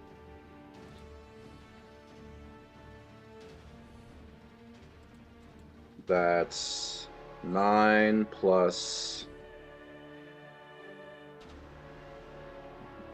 1, so 10 plus 6, plus another d6, which is 4, so 14 damage. 14 damage. Very good. Another pincer flies through the air, blocking it. You take that opportunity to whip at him again with your eldritch claw and slash across his tentacly body. Oh, no! Blue blood gushes out from his tentacly insides. He is finally bloodied.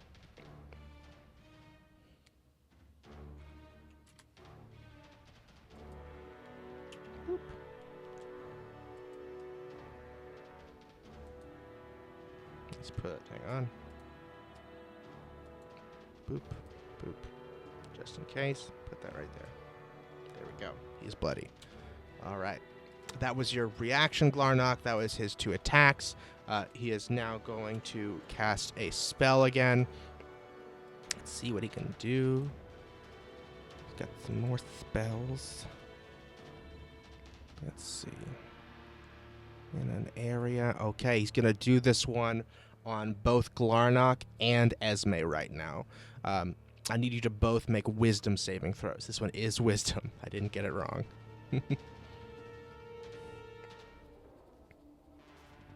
Six. Not going to do it. And this is... Do I roll with the fire elementals or with Esme? I think for wisdom, you use yours.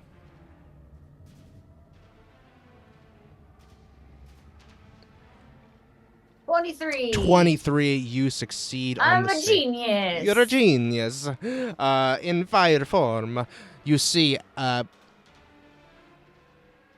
Squidward does this strange undulation. After withdrawing his tentacles to you, he starts going...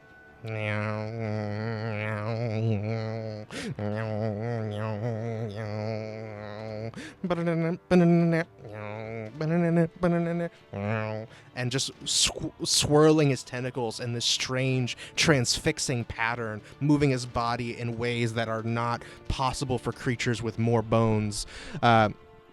And only you, Glarnock, are transfixed. You are, let's see here, affected by the spell. You cannot take reactions, and you must roll a d10 at the start of each of your turns to determine your behavior. On the end of your turn, you may make a wisdom saving throw, ending the effect on a success. This is the confusion spell. That is what Squidward does. Travis did heal himself after Squidward goes. He's going to use a legendary action and try and heal himself again. Staying alive, staying alive. It's another... That is his legendary. Then poetry. That's you. Floating through the void between realms. Let's make another save. Ugh, that one's a stick. Ooh, so that's 2 fails? 2 fails, 2 successes. 2 fails, 2 successes. 50-50. Next one is going to decide it. Poetry's either going to die or become stable. Poetry. This big figure continually asking you, what do you fight for? Listen, I don't know that I fight for anything. I just fight against stuff that seems You fight against what? unfair. Just fighting against stuff that seems unfair. You know, I'm not fighting for anything.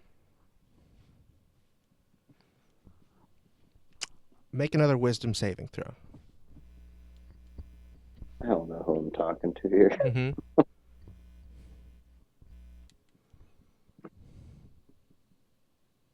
It's an 8. With advantage? No.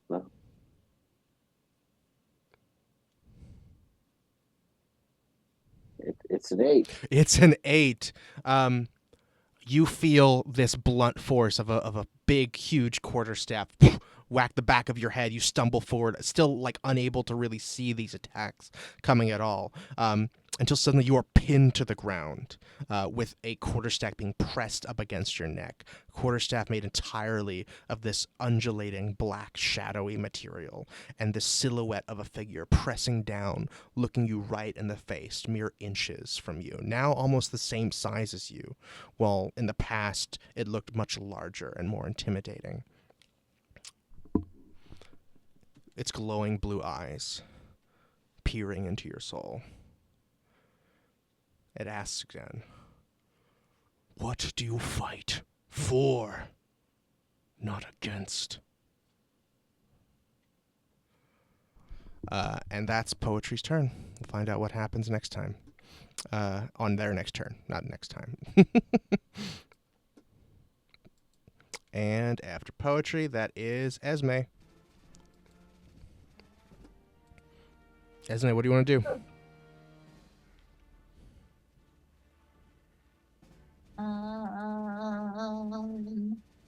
I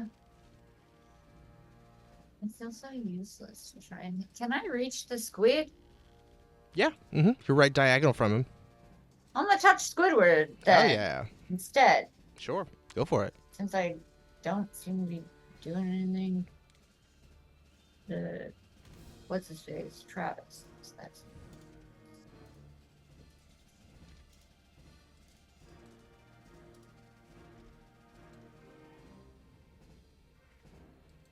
Eight. 8 to hit him. That is going to miss. What? Yeah, 8 is not going to hit the tentacle No, man. that's damage. I think it just. Oh wait, no. I was looking at the wrong thing. That's you gotta the roll a hit damage. first. I need to roll to hit. Sorry. Yeah, it's okay. 2d6.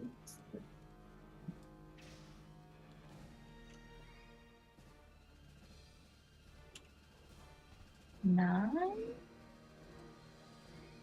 What's his 9 AC? 9 to hit. It is not 9. It is much higher than 9.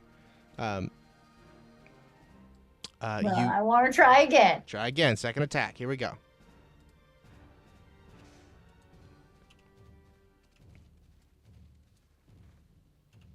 Ugh, it still doesn't hit him. What is it? It was an 8. Another, yeah. Oof, you're rolling really low, Esme. I'm sorry. Trying to reach out of the way, but again, this Squidward, the squid undulating, moving its tentacles in these strange, wild motions that is just too hard to keep your eye directly on where you're able to hit him. So your flame attacks fall uselessly in the air. That is your action. Do you want to move at all? Yeah, I want to move over to the right above, like, Garnock and to the right of Poetry. Okay. You will take an attack of opportunity from Travis. If you do that. That's fine? Okay. Terrific. You'll be right here, sort of like, I assume you'll, I don't want to cause them any fire damage. Exactly. You'll have to take an opportunity attack from Squidward then, too, to fully avoid giving them fire damage. That's fine. Okay. So you'll get opportunity attacks from both of them, because, yes, if you move through someone, I believe they take fire damage. So Travis says, "Oh, running away now, are we? Oh, okay. You're just going over there? Just going right over there? All right, fine." He's going to try and swing at you with his weird rod with the 3 undulating pieces of metal coming out of it. Let's see. That's going to hit. Let's see what type of stuff it can do. That is only 6 bludgeoning damage. Do I have it? Yes, you have it to 3. And actually, can you do this as a reaction? Yes. Okay, that's all. Then the other one from the Squidward, let's see. That one's going to hit you as well. Comes at you with another big tentacle. Swipes through your flames for 16 damage. That you have to 8. He tries to suction you again like he's been doing with Glarnock, but he is unable to do so. Because you are incorporeal. You get over here next to Glarnock, who is confused, and Poetry, who may die very soon. That is Esme's turn. Gawain, still unconscious, and Glarnock. You are confused. I need you to make a roll a d10 for me, please, to determine what you do. 1. Ooh. The creature uses all its movement to move in a random direction. The creature doesn't take an action this turn. So we'll roll a 2, 3. That's 8. Roll a d8 for me, please. 4. 4. 1, 2, 3, 4. You have to use all your movement to go in this direction. 5, 15, 20, 30. If that's difficult terrain, do I still move the same amount? Or is it... No, because yes, you're right. After you get here, we'll cut it back by to only go to right here. It's only the first 2 steps were in regular terrain. Okay. Good point.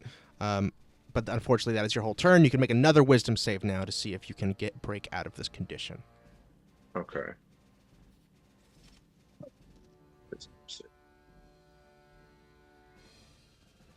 8. 8 is not going to do it. I think this is the one where you need a nat 20. All right. I'm going to do a bonus action. Oh, wait, no, because this was cast by the other guy, so you don't need a nat 20. But it's still hard. Yeah. What are you going to do? Second wind. Okay, sure. I think that's fair. To heal myself. Yeah, that's fine. You can second wind. Very good. It's a D10 plus 11, Mm-hmm. which is 14 health. Very good. All right, that's Glarnock at the end of the order. Which means Miguel, that's you. Still unconscious. How many are we at? We are at 2 failures and 1 success. All right, so 1 more failure, and Miguel is done for. 11. 11, that's a success. We're at 2 and 2. Both Miguel and Poetry are an inch away from life or death right now. Miguel, envisioning all the parts of the world that you were never a part of and that you really wanted to save. That is Miguel, and that means it is Travis's turn. Travis, now that he's not risking opportunity attacks, is going to come over. Oh, that's that. We don't need that anymore. And pick up his demon staff. Has it been 10 rounds yet, Ace? That's a great question. Let me double check. 1 sec. That would be... We're very close to 10 rounds. I just thought I'd check. Never mind. Yeah, it's a great question. Thank you for keeping me honest. Almost there, so that would be... Hang on. 2.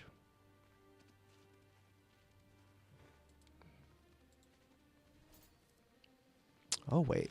What? Hang on a second.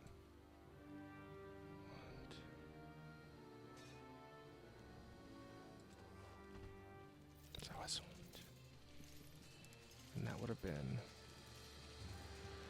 Okay. Hang on.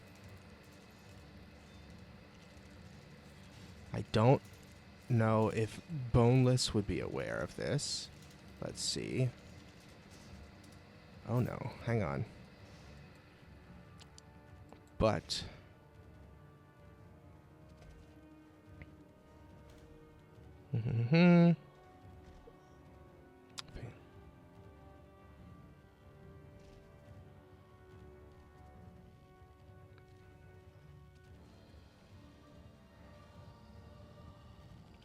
Till the spell ends.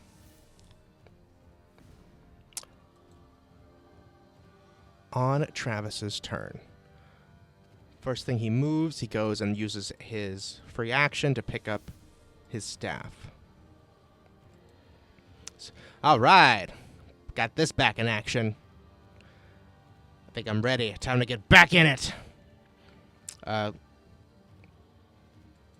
And he is going to 5, 10,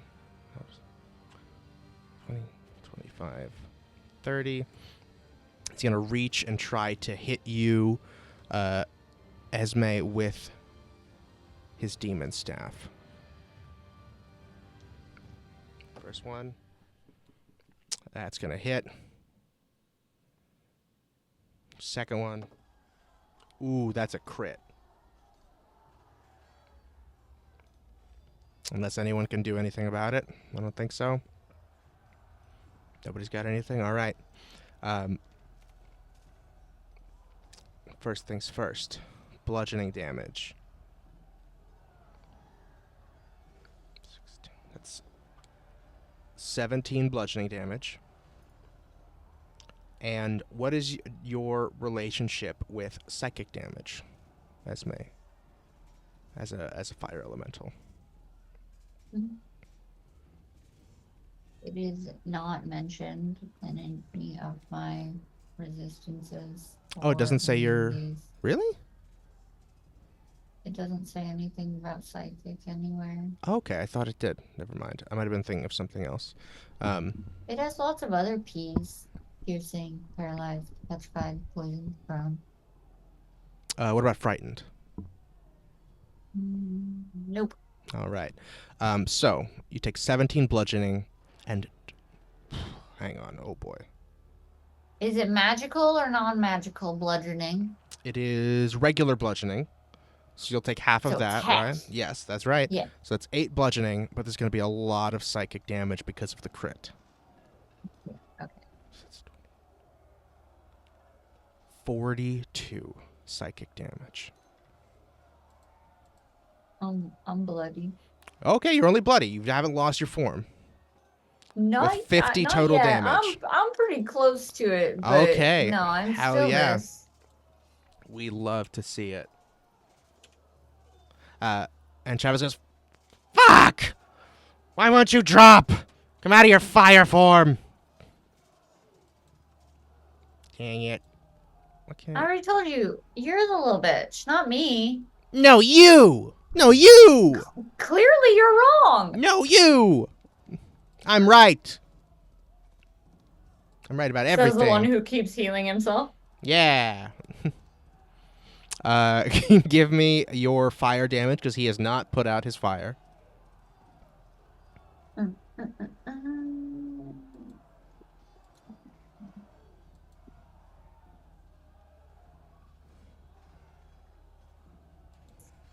Two. Hmm? 2. 2 more damage for Trevissimo.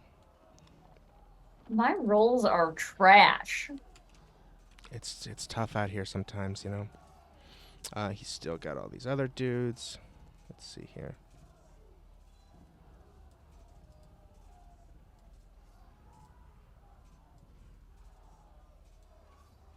Let's link these all together. Very good. He's like the worst ex-boyfriend ever. Truly. Now you see how boneless feels. That is, he's going to use his bonus action to cause Squidward to take more damage, but give Squidward a boost on his attacks. And at the end of his turn, Boneless, you are in a field training with Kakashi-sensei. This way or this way? On this side or this side? That's up to you. That's a personal preference, I believe. Okay. I think they're the same symbol, which I don't know Sure, the sure, name sure. for it. Yes, exactly. Yeah. He's showing you a lot. It's a combination of ninjutsu and taijutsu used for putting people to sleep and putting them in a essentially stunned or paralyzed condition. He's only gone over the basic technique with you once, but he did give you this scroll. And in this moment, as he is showing you something, you disappear. and you reappear here on the battlefield to see the horror that was pervading your brain as you floated from place to place. Hang on, where did I put your little token? I booped it away. Booped off the Is it in Sesame the Street. fog? You may have just moved it into Oh yeah, the I did move fog. it into the fog. Here we go. I was like, I kind of remember you just like scooting it. Yes, I did. I totally scooted it. We'll put him over here. He's fine. He's fine. You unboop and are back here. You see most of your friends unconscious or very perturbed. You see Glarnock literally has like stars spinning around his head as he is very confused. Gawain is unconscious but stable. Squidward is bloody but still kicking and still doing a lot of damage. Miguel is near death, as is Poetry. As you into existence, you literally make that sound as you reappear. Travis turns over in your direction and goes, "Fuck! Oh It's only a minute. Come on now. Oh, jeez. Oh, It's gonna be really annoying." what a nice trip down memory lane. Honestly, Please thanks. It was help. nice to see some of those guys again. Oh, that's good. Glad you had fun. Do I recognize the trunk? I think you do. You son of a bitch! What? That's so fucked up. What? It's not. Hey, You can't. You can't. do you know how powerful this thing is? That's terrible. You know how much damage this thing could do? Ask your friends. You could have at This least thing's really good. You could have sealed his nose off at least. I He was didn't still have bleeding. time. Oh my god. I was busy. I got a lot of things to do. We're lucky Oscar had some Vicks Vapo Rub I could rub onto it. I mean, it was either this or like the leg of the friendly giant. So Don't do that. Don't. You don't need. That's so sad. you want me to take the leg of the BFG and fight with it? No. No? Okay. Then I'm taking Snuffleupagus' trunk. That's terrible. Mhm. That's terrible. No less bad. All right. All right. Where It are we is at? your turn, Boneless. Excellent. Excellent. I have to plug my computer back in. Give me 1 second. You were just not at all ready. Ooh, that was really close. We almost died. Ooh, But full health. ooh, Much like- 19%. Alrighty. Okay. All right. He actually turns to you, Boneless, and says, "Come on, talk some sense into your friends here. Either more than one of you is going to die, or if you give up now, only one will die." You've been fighting with them this whole time. The whole You time. have to know that there's no sense to be made. You're lucky. You're lucky the little boy is asleep because holy shit, would none of this make sense if he was awake? I'm sure he's stupid. He's a child. Doesn't know how to make good deals. Okay, well, we're just gonna. I'm trying to. Oh God! You want either of them could die any second. You know, You are not to be trusted. No deal with you is a good no deal. deal. I'd say Deal or I no honored my deal. last deal. I healed this little guy, didn't I? We're You're so- shady as fuck. You are not to be trusted. Okay. Shit, man. I'm not saying You're I'm not shady as shit, but I am offering you an offer. I'm not shady as shit. Yeah, we're just gonna boop over and stab him. Okay, terrific. You boop on over. That's 5 or 10. That's, yeah, then 20 to get right here, and you are next to the 3 Travises that somehow are still all up. I want to do my best. Well, are all of them talking to me at once, or is it Yeah. just one of them that's been back and forth with me? They're all in exact unison. They're I all on wanna- fire. They all have sunglasses. I'm gonna use my ninjutsu, Mhm. my ninja way, to try and find the right one. To try and find the original. Okay. You literally cannot tell. Fuck. Just- But if you can Pick try one. and use this new ability that you got from Kakashi Sensei if you want to. Yeah, Okay. I'll do that. I'll do that first. Because he is using magic to protect himself. There's only one way to. You gotta just try it and see which one you hit. Mm-hmm. Let's do this. What do I have to do for it? Up to you. Have action, bonus action, and movement. Well, I will use my action to try my Kakashi Sensei scroll. Okay. You want to do that How would first? you That like me to? I'd like you to. Yeah. That'll just be an attack. It Okay. has to be a melee attack. Okay. But I'm asking if you want to do that first. I need my bonus action for something else. Okay, great. That's what I just wanted to make sure. So Terrific. So yes. either way, I'm gonna give you a Let's see here. I think this will be an intelligence saving throw to see how quickly you absorb the information from your sensei. Either it's a regular hit and you just do, all your regular abilities and stuff. But if you beat, I think this is... I got an 18. Fuck. I was about to say 18. It's like, if you beat an... Fuck. You can try to... All right, that was your intelligence save, or was that your hit? Mm-hmm. That was my intelligence save. Okay, yes, you can do it. You remember how, if you hit him, you can potentially put him to sleep. Excellent. Ooh, you know what? You gotta roll to hit him, though. And we're doing this as an attack? Yep, it's an action. Mm-hmm. Okay, excellent. I am going to... Oh, we're gonna do this as an action? Well, you have to attack, yes. Mm-hmm. Okay, it's only to see if I can get sneak attack. That's the only reason I'm clarifying. Oh, yeah, so it's still an attack, so yes, you could get sneak attack on this as well. Excellent. Let's do it. Woo. All right, roll to hit him. No advantage. Okay, we're gonna use my last luck point and do that one more time. Ooh. Because I got a 10. Mm-hmm.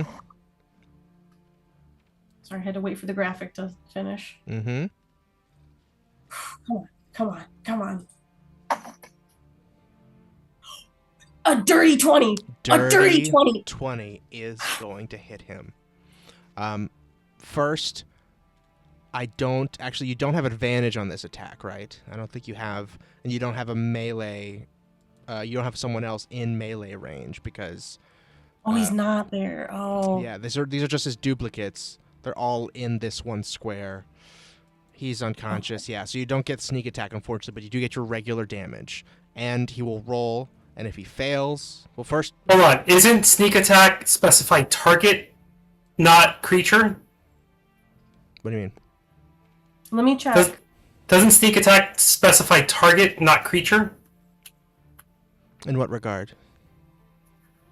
With like the It says creature. okay. Yeah. Then, yeah. So first thing, we got to see if if you attack one of his clones. That's jacked. I tried. Sorry. And you Okay. dissipate one more of his Travis clones. Damn it.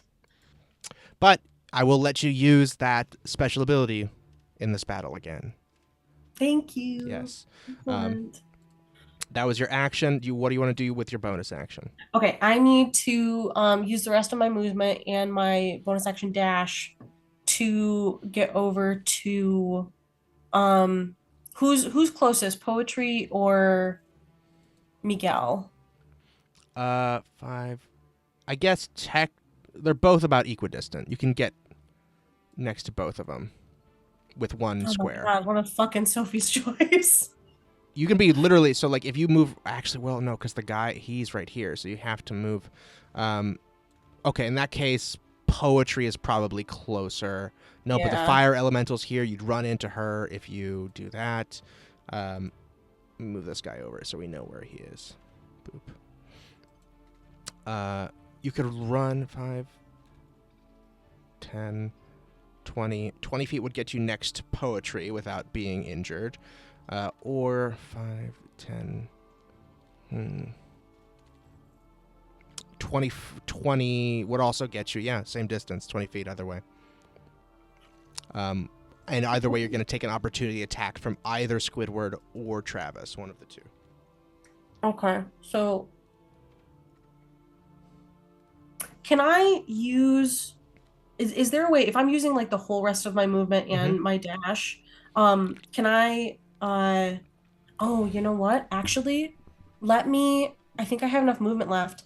Let me bonus action disengage instead of dash, and then I'll just use the rest of my movement to get around. Oh, let's see. We got you because you were out in the smoke, so you went 5, or that was 10, 20 feet. I think what's your base movement?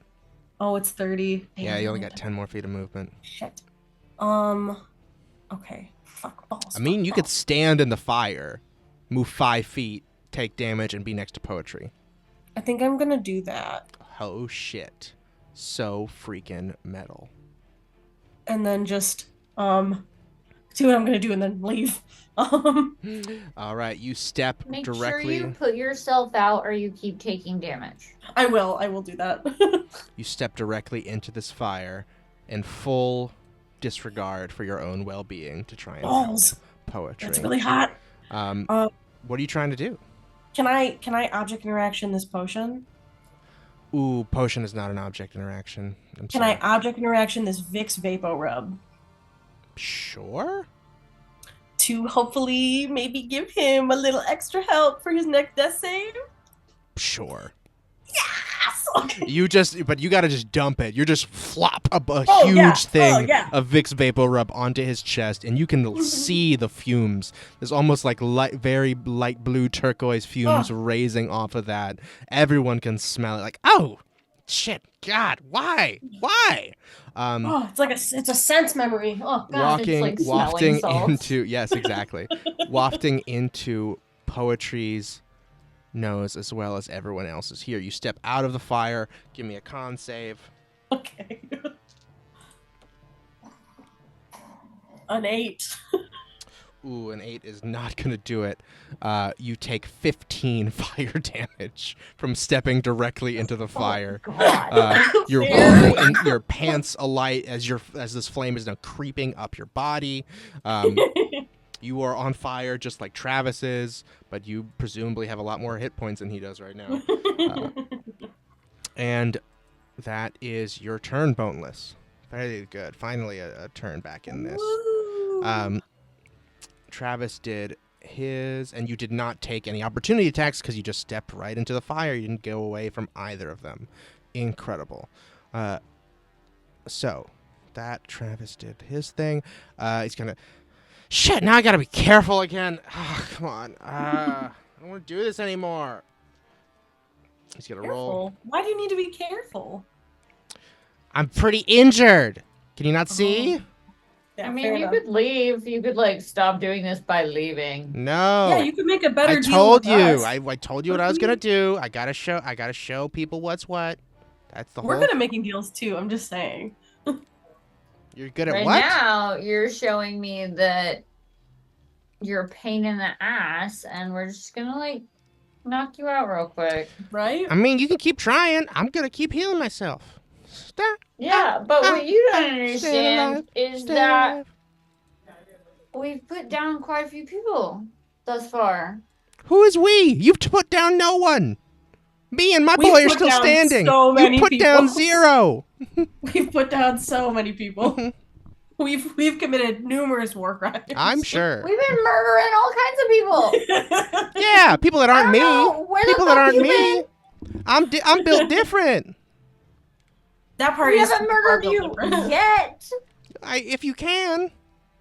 That is okay. He did that on as a legendary on Boneless's turn. Now it is Squid Boy. Squid Boy is going to, because you're right next to him now, Boneless, he is going to attack you because he doesn't want to take an opportunity attack and go towards Glarnock, who is still confused anyway. So,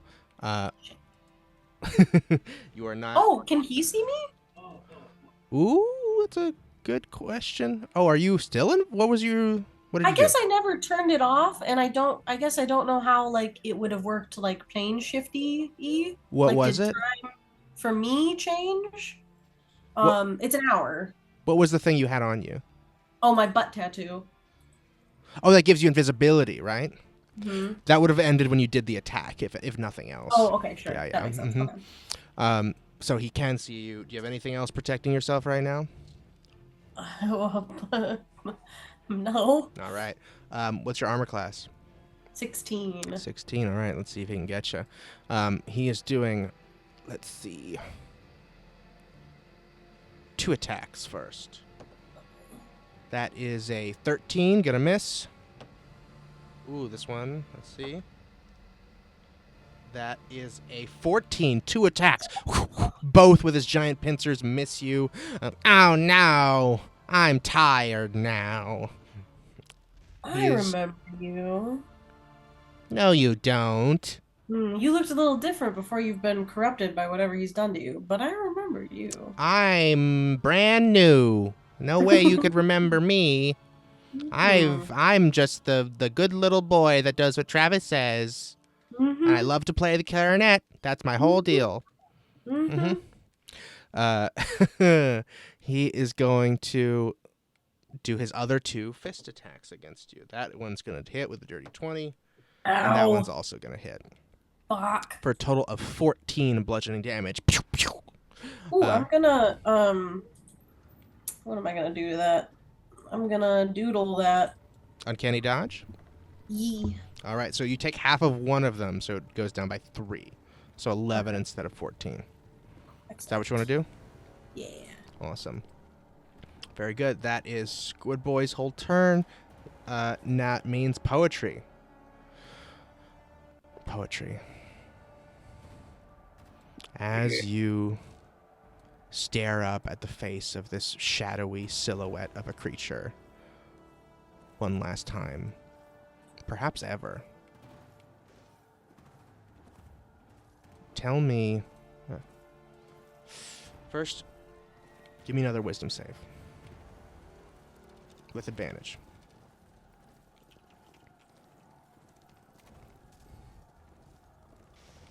$13. That was with advantage at 13. Yeah. Okay. Very good. This creature pushing down against your neck, trying to force you into submission, continues to ask you, what do you fight for?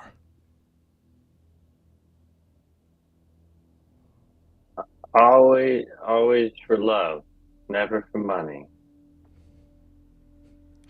Okay. Is that what poetry says? Yeah. Okay. What does that mean to him? Just that the only thing that's worth making a decision for in general are things that are not physical. Like things that mean more than anything that could be physical. Connections, actual experiences.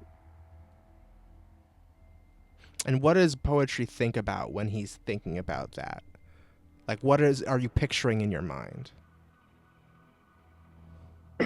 I think there's a strong scent of like mint or something overpowering, like eucalyptus maybe. Mm-hmm.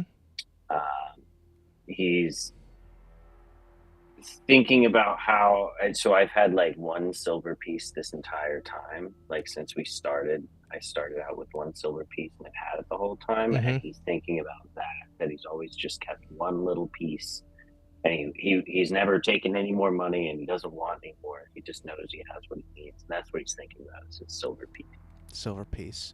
Is that the only thing poetry needs? Just that silver piece? He's not convinced he even needs that, but it reminds him that he has something. What does he need?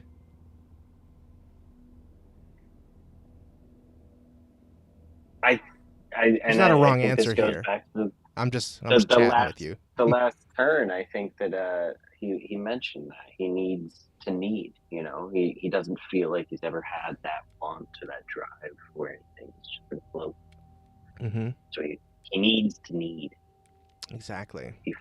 He wants to fight for something to fight for. He doesn't have something to say to that, but he interesting. Wants whatever that would be. Got it. The drive. This creature, now seeming like almost the same size as you. You can see it a little bit clearer now. Again, it's just black against black, so it's still hard to tell. But its silhouette is humanoid. It's got hands and legs, pinning you down. You can feel its legs and things. And you see the silhouette of some type of horns around its head as well.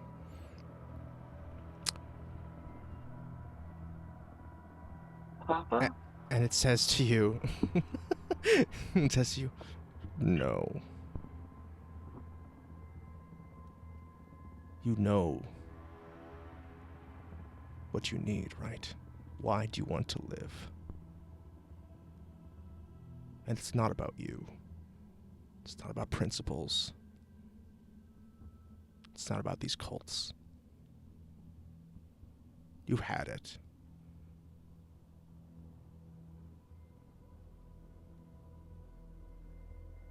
What is it?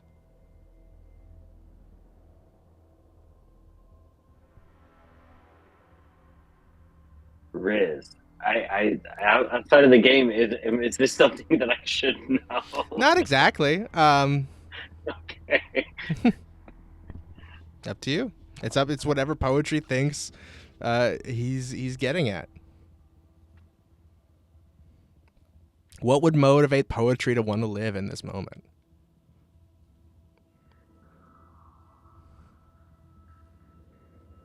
Because I don't think while you're dying, here's what I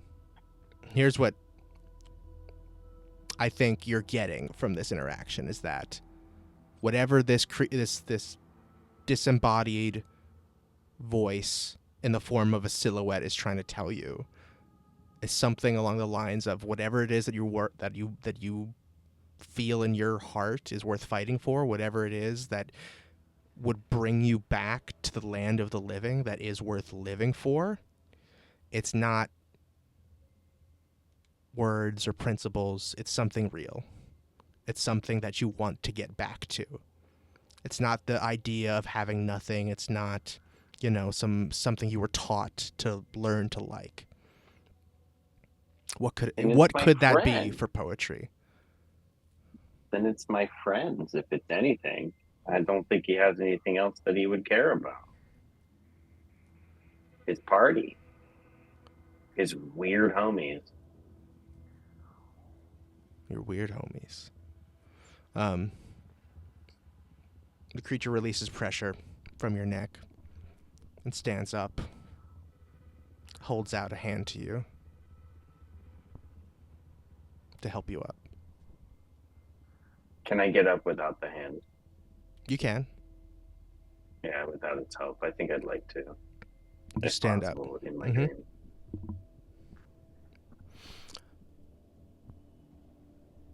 As you stand up, you realize you see the creature in full detail now. It's you.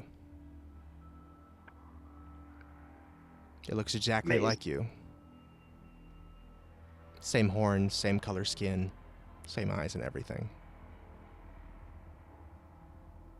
And it says, in a deep, resonant voice, once more, this time, make sure you fight to keep everything that they mean to you.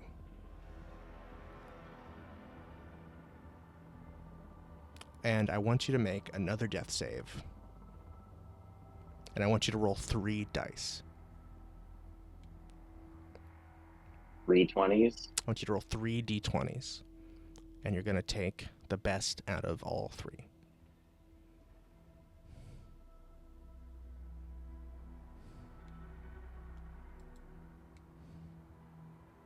The top one was a 19. A 19. Poetry, you are back in your body, sleeping soundly. Useless on the ground. Still useless on the ground. I was hoping with the 3 dice you might get a nat 20. That would have been great, but... That would be cool. Vicks Vapor Rub never fails. Vicks, yes. The one advantage was for the Vicks Vapor Rub, to be clear. The second advantage was for the character development. Do I have one hit point then? You have 1 hit Or point, still but 0? you are sleeping, yes. Mm-hmm. Yeah. And you will not be able to be woken up for at least an hour. Regardless, even if healed. Oh no, if you're healed, you'll be able to. But I mean, by normal Okay. means, like you can't just Yeah, shout okay. and wake you. Yeah, I couldn't like get up and fight. exactly, unless you get healed somehow. Boop. 2 sleeping guys. Very good. That is poetry, Esme. That's you.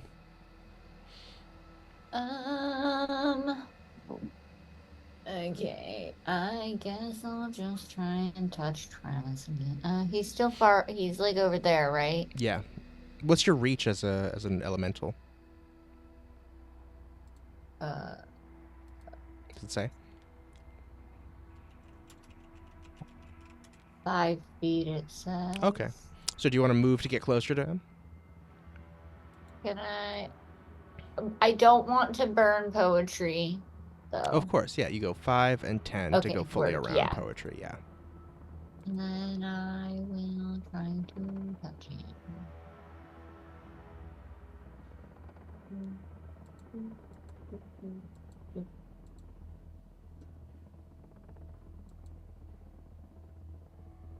Ten? Sorry? 10? 10 to hit is not going to do it.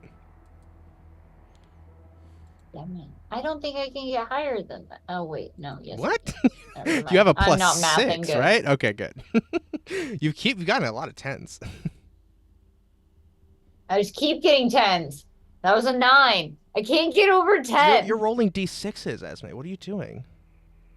Those aren't. Oh.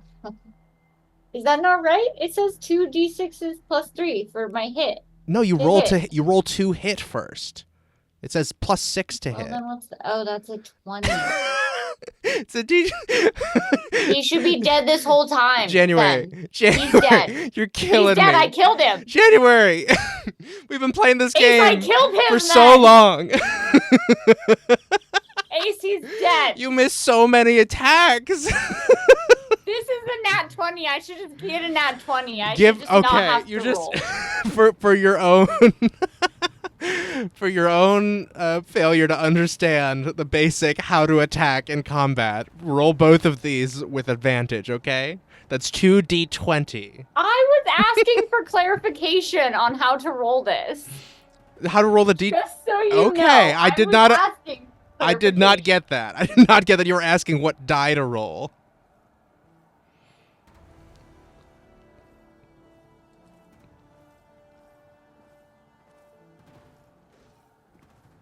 Well, it doesn't matter because they're both trash. An 8 and a 7 plus 6 is 14, which is still not going to hit. That's your first attack, and make your second attack again with advantage.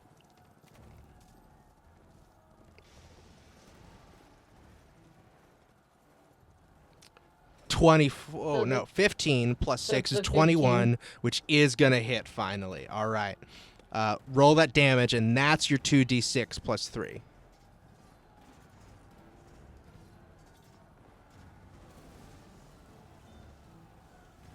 So 11. 11 damage to Travis. As your flames reap over him, he burns off what little is left of his tank top, and he's just like shirtless now, and practically a Speedo's worth of fabric around his waist. You okay, Boneless? Okay. You look struck. I was going through the I shouldn't have done this. I was going through the log.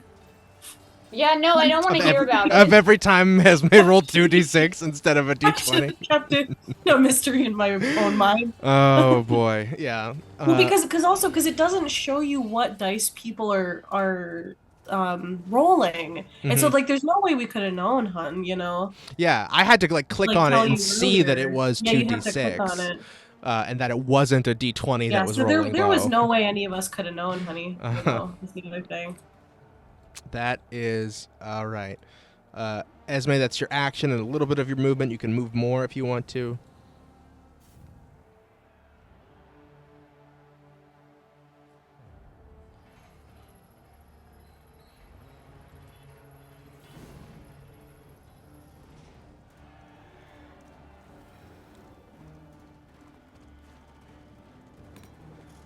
All right, I guess. All right, that is going to be then after Esme is Gawain, who is safe, and then Glarnock. Back to you. Give me another D10 roll because you are still confused. And I'll let you know if you roll a 9 or a 10, you can take your turn normally. It's just all the other Right. numbers that make you do weird stuff. D10. 9. A 9. The creature can act and move normally. How did you do that? How did you do that? You tricked it. You tricked me.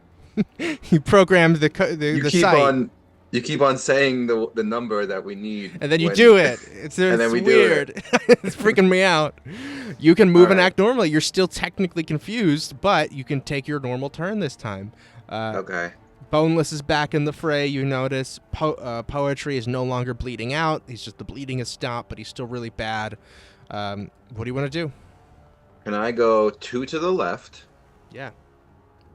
5. And then 10, 15, 20, 25, 30. I want to basically be above Gawain. Okay. Next to, like in that little, next here? to, yep. Very good. Now I can reach my boy over there. Which one? Squid Boy? No, the glasses guy, Oh, Travis. Travi. Yeah. Mm-hmm. Travi. Mm-hmm. All right, I'm gonna go to attack. All right, roll to hit him. 18. 18 is going to hit. Okay. And I'm going to do my little thing again. My special things. Mm-hmm. And I'm going to try to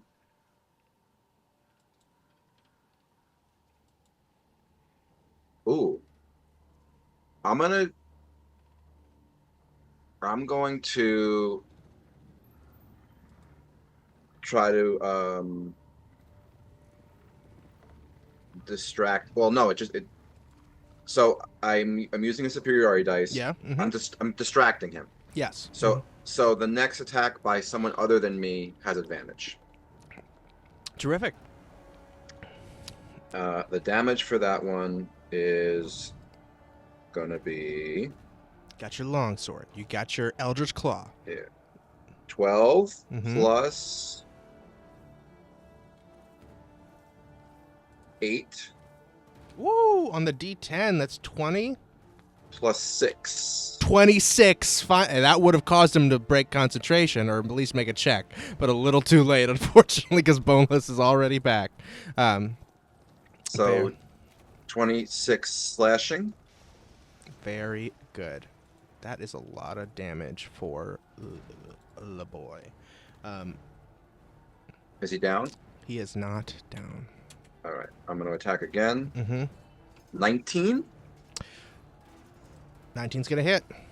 And I'm going to use my last superiority dice Mm-hmm. to try to make him drop his staff again. Okay, sure. DC 16. DC 16. Strength. Strength. Okay, terrific. He succeeds this time. Okay. Keeps So a hold of that's that big fluffy thing. That's 12 slashing Mm-hmm. plus 4 plus 5. Total of 21. Mm-hmm. 21 more damage. Hang on a Down sec. now. One sec. As you slash through Travis's form the second time, you see, as you slice directly across his chest, a pink beam of light shoots out of him. Magical energy bursts out from his chest as he leans back and goes, "No! Fuck! Fuck! This wasn't supposed to happen! This is gonna be a huge pain in my ass!" As he explodes. Black and white energy erupts in every direction. I need everyone to make a dexterity saving throw. That son of a bitch.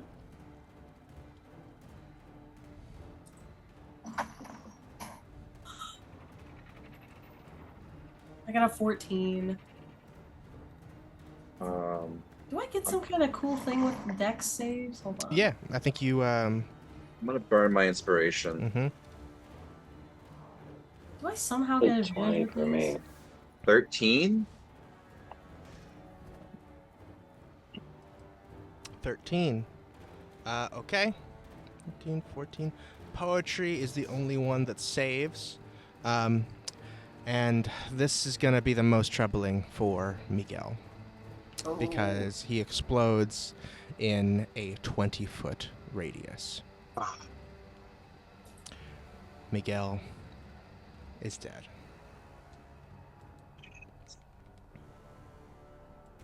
Does the squid have to do the save too? Yes, he will. Okay. Fuck! Does anything happen because of Gawain's book? Wait, what?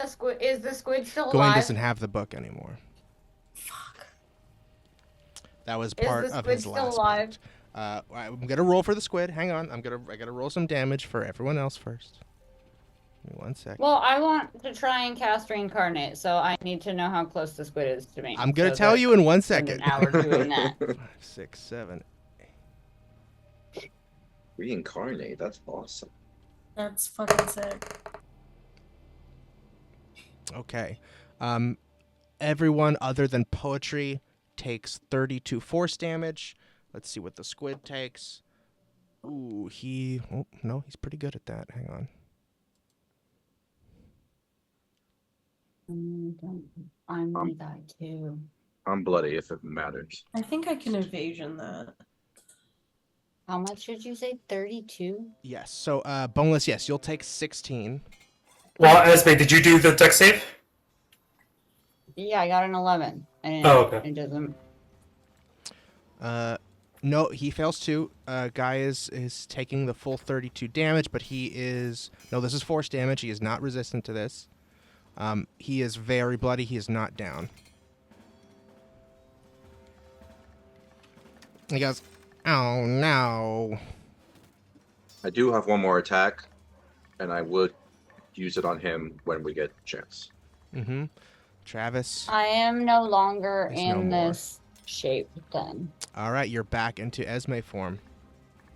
If it's 32, do I take whatever I can out of the beast shape and then the remainder Yes, out you of do. Esme's? Then I'm also on the ground. Esme. So I finally. can't reincarnate you because I am also I'm coming for bleeding you, out. babe. We got you. Also unconscious. Very good. That is all right. Glarnock, you got another attack. Then you want to attack this guy? Yeah, See if you and can that's finish him gonna off, too. be Mhm. a 23. 23. Does that hit? That hits. Yeah. Okay. I don't have any more maneuvers, so that's 9 plus 2, 11. 11 damage. 11 slashing. Okay. He still has 2 hit points. Oh! That Why? is Glarnock's turn. But he's on fire, right? Oh! Him? He caught on fire, right? No. Shit. Okay. Bonus action.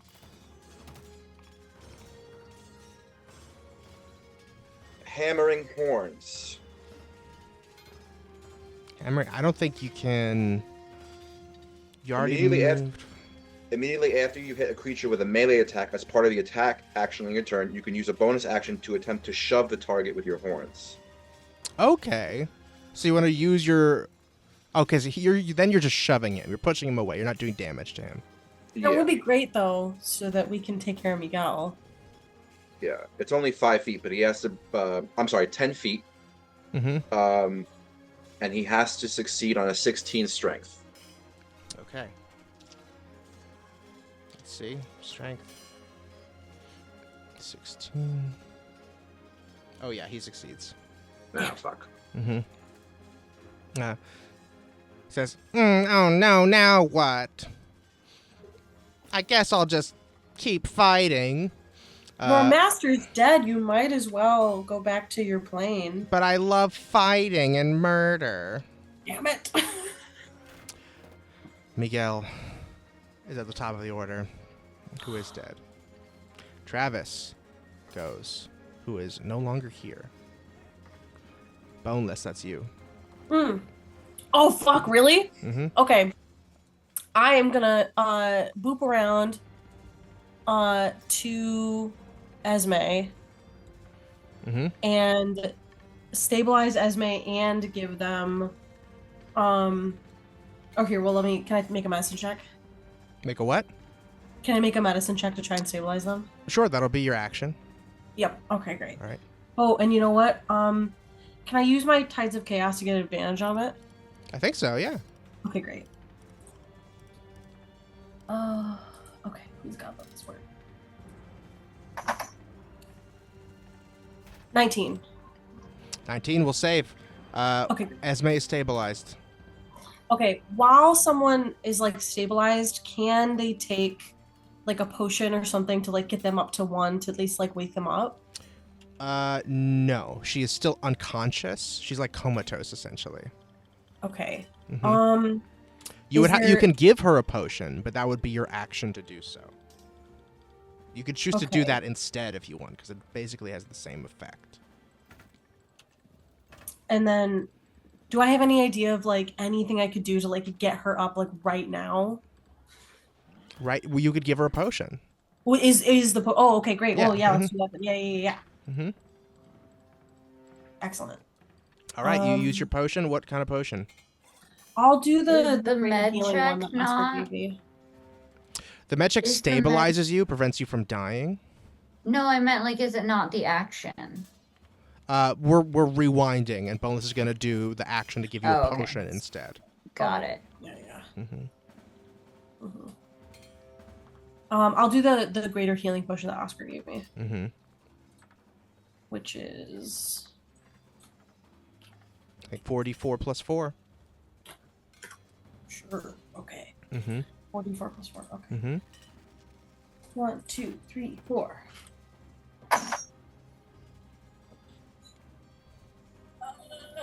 15. 15. You heal for 15. Esme, you are back up and conscious again. Where do I put that now that it has my like death save thing there? You just write that you healed, I believe. Can you put in 15 healing? Oh, okay. You just click on that. Okay. Yeah. Ooh, No, I love don't the- want dictionary. love the costume, Miguel.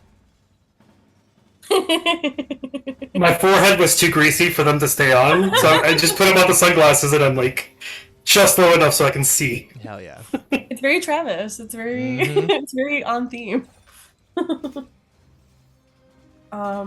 Incredible. Okay, so that was so to do that was my action. Mm-hmm. I would like to would you let me burn my bonus action dash and the rest of my movement, have it to carry Esme closer to Miguel? Oh, closer to Miguel. I think so. Yeah, I think you can drag her. Yeah. Okay, cool. 5, 10. I mean, I don't think you can go over poetry, unfortunately. So you have to go 5, 10, 15. So that would only be 20. Why are you dragging me? Can't I? That way you walk don't have to now if use I'm, like any healed? movement or anything Oh, to get over there. okay. That way you can just do what you're gonna do. You don't have to worry about I was anything like, else. am I like, can I not walk now? What happened? I also want to make sure that like I'm there and clearly a threat in case Squidward decides to be a little bitch. Okay. So that he'll attack me instead of Esme so that they can do their thing. So yeah, I'm gonna stand next to Esme looking threatening. All right, give me intimidation with disadvantage. Okay. Because you are on fire. That's fair. Oh, sorry. Oh, that was a nat almost 20. A nat 20. That first one was a nat, so it's a Ooh, 12. a 12. You look like fine for how messed up you are right now. You've taken a good bit of damage already, having just gotten into the fight, really. I'm bloody. Yeah. Oh, I forgot to tell you that. Yeah. Oh, are you bloody? Okay, very good. Mm-hmm. Boneless is bloody. So fun. There we go. That is Boneless's turn. Now it is the Squid's turn. He's going to step forward. I'm going to roll a wisdom save. If he beats a 12, he's going to attack Esme. Fuck. Yeah, that was your intimidation. Yep. Damn it, fuck. First attack. Esme, what's your armor class?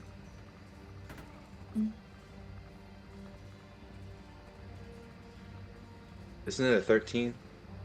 Yeah, 13. 13? Okay. It's a 20. I heard 20. I don't think that's right. It has never been a 23. 20. Okay.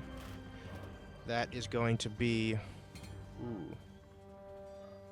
Esme can't wear armor, so it's not high. First attack does 14 damage and grapples you. Well, I'm about to be on the ground again. Mhm.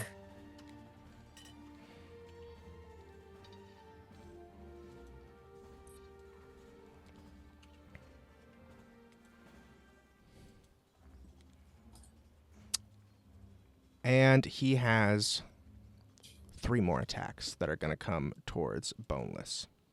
Oh, thank God. I considered being very cruel. Oh, wait, no. He has to use one more on me. I have one more hit point. You have one more hit I'm not point. completely on the ground yet. Okay, terrific. That's another 14 for you. That just brings you down to 0. But he doesn't get to use 2 attacks on Boneless. That's only right. one. Very true. Another tentacle knocks you to the ground, and the second one slaps your face into the dirt to knock you unconscious with his top 2 arms, and then his lower 2 arms are stretching out to hit Boneless. Oh man, Squidward, I'm gonna kill you in a way that's gonna be really horrific. We're gonna annihilate you. That sounds fun for me. Oh, it's gonna be really painful and I'm terrible. gonna enjoy it. I'm into that. Oh, no, don't like it. No, Come I on, really Ethan. like it. I like pain even if it's for me. But I'm not on a leash anymore. I can do whatever I want. No. Oh, it's giving Shadow Goofy. Yes. You want to That join? is going to be 14 damage for you, Boneless, for Oh, across 2 uncanny, that attacks. doodle. So that takes it down to 11 again in total. So it's 7 and 7 on the 2 attacks. That is its whole turn. For Squid Boy, Poetry, safe but unconscious. Esme, unconscious. Give me a death save.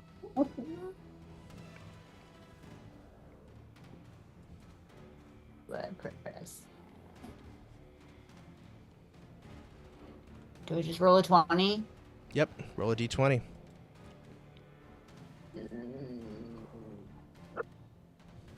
11. That's a success. 11. 1 success. It Very good. is? Yes. Mhm. Yes. That means Gawain, who is safe. Glarnock, that's you. I need another d10. What are successes and what are fails? Over 10. Oh, it's over 10? Okay. Mm-hmm. It's just a coin toss. 5. 5. Wait, am I still confused? Is that Yeah. He doesn't have to concentrate? He does. But he has maintained a concentration. Oh, okay. Yeah. And it is this guy concentrating on it, not Travis. So. Gotcha. It's a 5. A 5 is going to be the creature does it move or take actions on its turn. You're kind of just standing there, kind of loopy. Again, flies buzzing around your head. Just you can't even focus enough to do anything. But you can make another wisdom save. All right. 8. Ooh, 8 is not going to do it for this guy. But he has very few hit points left. That's Glarnock. We're going to keep going, finish this out, if that's cool with everyone. Yeah, we're just gonna kill him. Gonna get it. That's Miguel, who's still dead. Travis, gone. Boneless. That's you. Okay. So since we rewound it and I gave Esme a potion instead, can I use my Tides of Chaos to get advantage on this one? Just to make sure I hit. Yes, I think that's fine. Yeah. Okay, Mhm. thank you. Thank you. Just wanted to. And what are you attacking with? Let's do. How close am I? Oh, I'm kind of far. Let's do my short bow for this one. Okay.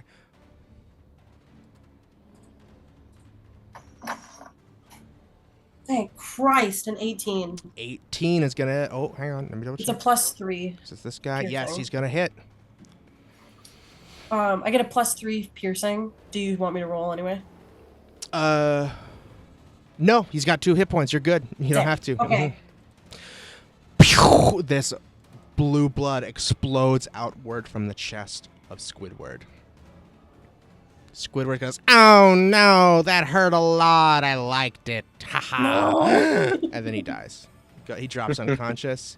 I immediately start giving Esme chest compressions. Yeah, we're gonna stay in initiative until Oh, fair. we decide what Okay. happens with everyone.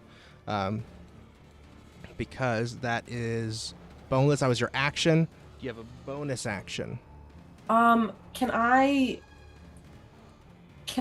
use my bonus action to do just a straight medicine check? Ooh. No, I don't think so. I think medicine is just, it's gotta be an action. Then Sorry. I will fuck my ass. Okay, hold on one second. I think I have a thing. Give me You have a one thing? second. I think so. Mm-hmm. Oh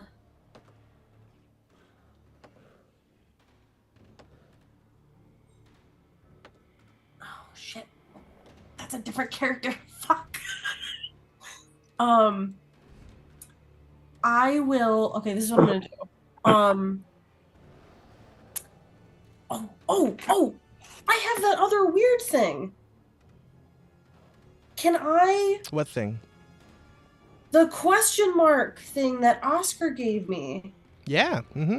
Can I try a Vicks Vapo Rub moment and just dump that on Esme? You wanna just dump that on Esme? And try and give them like, well, I guess at this point I just don't want if we're staying in initiative, I don't want them to roll. Well, even if they rolled an @1 at this point, it wouldn't kill them, right? I'm having flashbacks. No. to them. Mm-mm. Not yet. Okay, They've only got so one then- success, no failures right now. So then math-wise, Mm-hmm. I'm gonna go over and be next to Glarnock and try to help him do whatever he's doing to get out of whatever like charm he's in. Actually, after you kill this guy, Glarnock is no longer confused. Oh, he's chilling? He's good now. Mm-hmm. Oh, well then come over here, man, on your turn and stabilize I would Esme. like you to make a perception check, though. Okay, excellent. I will perceive. 13. 13. Okay, very good. That is all for boneless then. After that is that would be the squid, but it's not. Poetry, alive. Esme, make another death save. It's just a D20. Is the staff still there, or did that disappear too? Everything he had disappeared with him. Fail. That's a crit fail. That's 2 failed. Does that mean death I'm saves. dead? No, that means you take 2 fails, and if you take 1 more, you're dead. That's like the thing I was afraid of. Good lord. Wow. This is why when you get here after shitting, you should stabilize everyone on the Oh my ground. God! I'm so stressed out. That is This Esme. is exactly what happened when Asper died. Mhm. Exactly. Literally. Gawain No is, one stabilized them. Just everyone ignored it. Gawain is safe. Ah. Exactly what happened last time. Glarnock, that's your turn. What do you want to do, Glarnock? I want to stabilize. All right, 5, 10. Give me a medicine check. Medi. Come on, Medi is gonna be a 11. 11. Esme is stabilized. Thank gosh. Oopsies. All right, I'm Drew. so sweaty right now, guys. Hooey. That is... All right, Esme is stabilized. For Glarnock's turn, Miguel is still dead. Travis still gone. I think that's everyone then, other than Miguel. Boneless, what do you want to do on your turn? Okay. We need to wake Esme up. So I'm either gonna use my question mark potion Mhm. or God, I swear we had another one. Potion? We had another healing potion. I have one. Oh, thank God. Can you use it? Mm-hmm. Okay. All Because right. I don't know what the like timing for resurrection is. Mm-hmm. So I'm just trying to get them stabilized as fast as possible so that Yeah, they you can want to get give better. me a... is it a regular healing potion or a greater healing Just, potion? just a regular one. Just a regular one. All right. 2d4 plus 2. 2d4 plus 2 is gonna be 6. 6. Okay. That Esme, you are healed for 6. You are back in it. I put a slash across your body by accident. So I'm just gonna try and get rid of that. There we go. I gotta erase you as well. So we'll say Boneless, you catch that from Glarnock and you give it to Esme as your action. And after that, Esme, it's your turn. You are right next to dead I would Miguel. like to cast 5th level reincarnate. Reincarnate. So you roll a D100 and then he comes back to life as one of these things, depending on what you roll. Indeed. Whoa. You being me or me being you being you? It says the GM rolls a D100. Let's see, a G100? Oh, that is a D100. Yeah. Okay, that's the old And spell. then there's this little chart. I So see, whatever yes, you get, I interesting. will read what you become, Let's see. Miguel. This is an Whoa. hour to cast. Yeah, we're just gonna sit here for a hot minute. Okay, and with that, Protect me. Yeah, I'm just we will exit combat. oh thank God. We can all take a deep breath. I'm so sweaty. Listen, I came in as a creature. I'm cool with God. this. This might be the meaning, Miguel. This might Yeah. do it. What The a cool microphone character is art. so loud. That was so scary. It was. It's Oh, it's still, sorry. it's still really loud. I don't know what's going on now. Then Just put your mic in the next room, honey. Fine. like the way I'm leaning back, I'm even like now it's like 2.5 feet away from my face. So I don't. Something is weird with it. It's way louder than anyone else. So, you begin this process, Esme, this 1 hour long journey to bring Miguel back to life. In that time, a couple things happen. First of all, the bugbear in the pink pantsuit walks out of the smoke. Fuzzy. Hmm? Fuzzy. No, not fuzzy. Sassy. You say Sassy. sassy as you regain consciousness poetry, sitting up from your stupor and your strange visions of the beyond. She says, mm-hmm. She walks up to you, Boneless, and hands you this tiny black rod with the strange buttons on it. It's the remote, guys. It's the remote. I hold it very carefully Mhm. so as not to push anything. Mhm. Does it come with a manual? Mm-mm. Can you tell me how it works? Mm-mm. Yeah, I kind of fucking figured. All right, thanks, Sassy. Mm-hmm. Do you have a card? She In hands you her case- card. Yeah, thank you. Appreciate you. I put it in my boobs. Oh wait, I'm Jimmy Woo. I put it in my pants. Mm-hmm.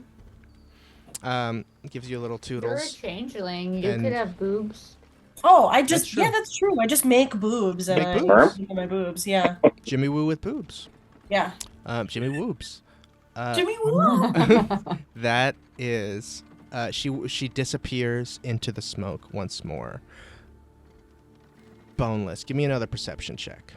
Okay, I don't like this. Yeah. Come on. Fuck my ass. Okay, 10. 10.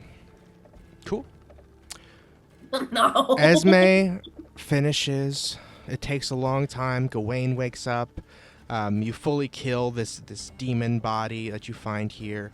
Travis's body, you realize, left no remains, with the exception of one tiny little speck of black and white energy just floating in the air where his body once was. I will take any investigation or arcana checks on this. I'll do I'll investigate. do one. I'll do an arcana Yes. check. Mm-hmm. Yeah.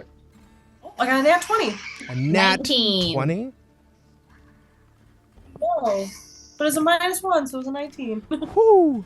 Oh, We got 2 19s then. 2 19s. Very good.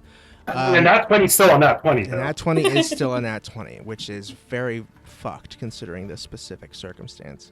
Today is full of surprises for me, gang. Oh, man. First off, Esme, this looks like some strange rift, some strange piece of magic that Travis's body incidentally left behind. Whatever magic brought him into this world, or that kept him here somehow, caused a problem when it was destroyed. Causing Is it this movable? Can I like bottle it up and take it with us, or is it like put it in a little here? It's mason like a does jar? rift. not It's seem like a hole. it's like a hole. That's what it Okay. seems like. It's very tiny. It's like the size, like smaller than a penny right now, just floating in midair, right where he left. Don't touch it. Boneless. I want This to touch it. thing, you know for sure it is a rift, and not Okay. only Anyone a have a rift, penny? but a rift that you notice is very slowly growing in size. Great. Oh, That will eventually become a portal so to, yeah. this and sorry, this is you're saying that what you told Esme, Mhm. this is what his body became, or like what he left behind? What it left behind upon Okay, his okay. destruction. Okay. What you know is that his destruction was so volatile, and that he was a creature kept alive by very strange means, and that came into existence via very strange means. And that you realize now that he was never fully corporeal. Like, he clearly had a physical body that you could see, but it was largely animated by magic somehow. And that when that body was destroyed, it created such a powerful effect due to his channeling of magic through it that it created this rift. And as you stare closely into it, again, so small, you see With my strange magical visions. eye. Black and white, flickering, undulating energy. And occasional glimpses of simple worlds with simple stories. Black and white clothes, colorful, two-dimensional people. This is a portal to the network. Guys, I think this goes back to the bad place. Let's put stuff in the portal. No. Like rocks and sticks. No. Like Actually, yeah. parts of Can the I just fire. stick a stick? Can I stick a stick in there? Nope. Nothing will fit. Fuck. And you can only barely tell. You just by vibes, you tell that it's growing, that it's getting bigger, and that this is something that, like, at one point you'll have to address, but probably not for a long time. Can I ask? So given that I kind of get the idea that this comes back to the network, to the television dimension, can I like tell if that's because that's the last place he magicked anything to or from, or if that's where he's like from? With a nat 20, I will tell you it is neither of those things. Oh, okay. Yeah, it is something different. Does it feel random? No, is it it's just not different? random. Just Okay. not one of those things. Okay. Oh, that's fascinating. Okay. I think that's as much as you could know from this. Sure. Esme, you draw intricate circles. Dig through your bags for all of the strange bits of materials that you need to perform this spell. Rare oils and unguents worth at least 1,000 gold pieces. Do you guys have a collective 1,000 gold pieces? I don't know. Gwen keeps all the money. Yeah, I don't know. Blaine has used all of our. He he keeps it and spends it all. I have no idea what part yet. No, There I was, don't like, have enough by On the other myself. Discord. There's Not really. 35 just by themselves in the bag. So you may not be able to finish this spell today. We gotta take his body with us. But you've got 10 You days just need a piece of it. to figure something else out. No, I think I need the whole body. It says a piece. We should bring it anyway. As you're looking through all of your belongings, searching for gold, Boneless, you notice one important thing missing. Are you fucking kidding me? The knife is gone? Tinder Strike is gone. So he died for nothing? What Then the why fuck? did we just do all of that? What did we just do all that for? Can I like do some kind of investigation? Sure. Can I... Next time. We'll pick up there. I got a nat 20! Fuck! Damn it. Fine, we'll pick up there next time. Isn't there a spell where I can I'm find ready an to go really object or big. something? Track That is an locate object? object. Yes, locate object. Locate something within a couple miles, I believe. If you want to prepare that spell, if it's in your arsenal. But, whoo-wee, gang. Oh, also, Boneless, remember, add the black rod to your inventory. Or just write down, make sure you know that you have it, because you'll have to figure out what that does and how it works. Terrifying. Indeed. It is a very, very powerful magical item. Ooh. Oh boy, gang. Once again, I am Ace the GM. I'm your friendly neighborhood game master. What a session. We'll go through and tell what everyone's things are. Gawain is played by Alex, who's not here. Miguel, R.I.P. Miguel, is played by Berto. Berto has a website, abec.io. Poetry is played by Kirby at Putterman5000 on TikTok. Esme is played by January, dangitdesign.com, at January Vogel. Glarnock is played by Matt, who's played by Glarnock, who's played by Matt, who is played by Glarnock. It's like a Being John Malkovich situation. I think that's what the movie's about. Boneless is played by Mary at mostlyasian.tm. Thank you all so much for your time and your attention in this matter. Hopefully we'll be back next week with who knows what. Good God, this got away from me. We'll see what happens, gang. Everybody say bye.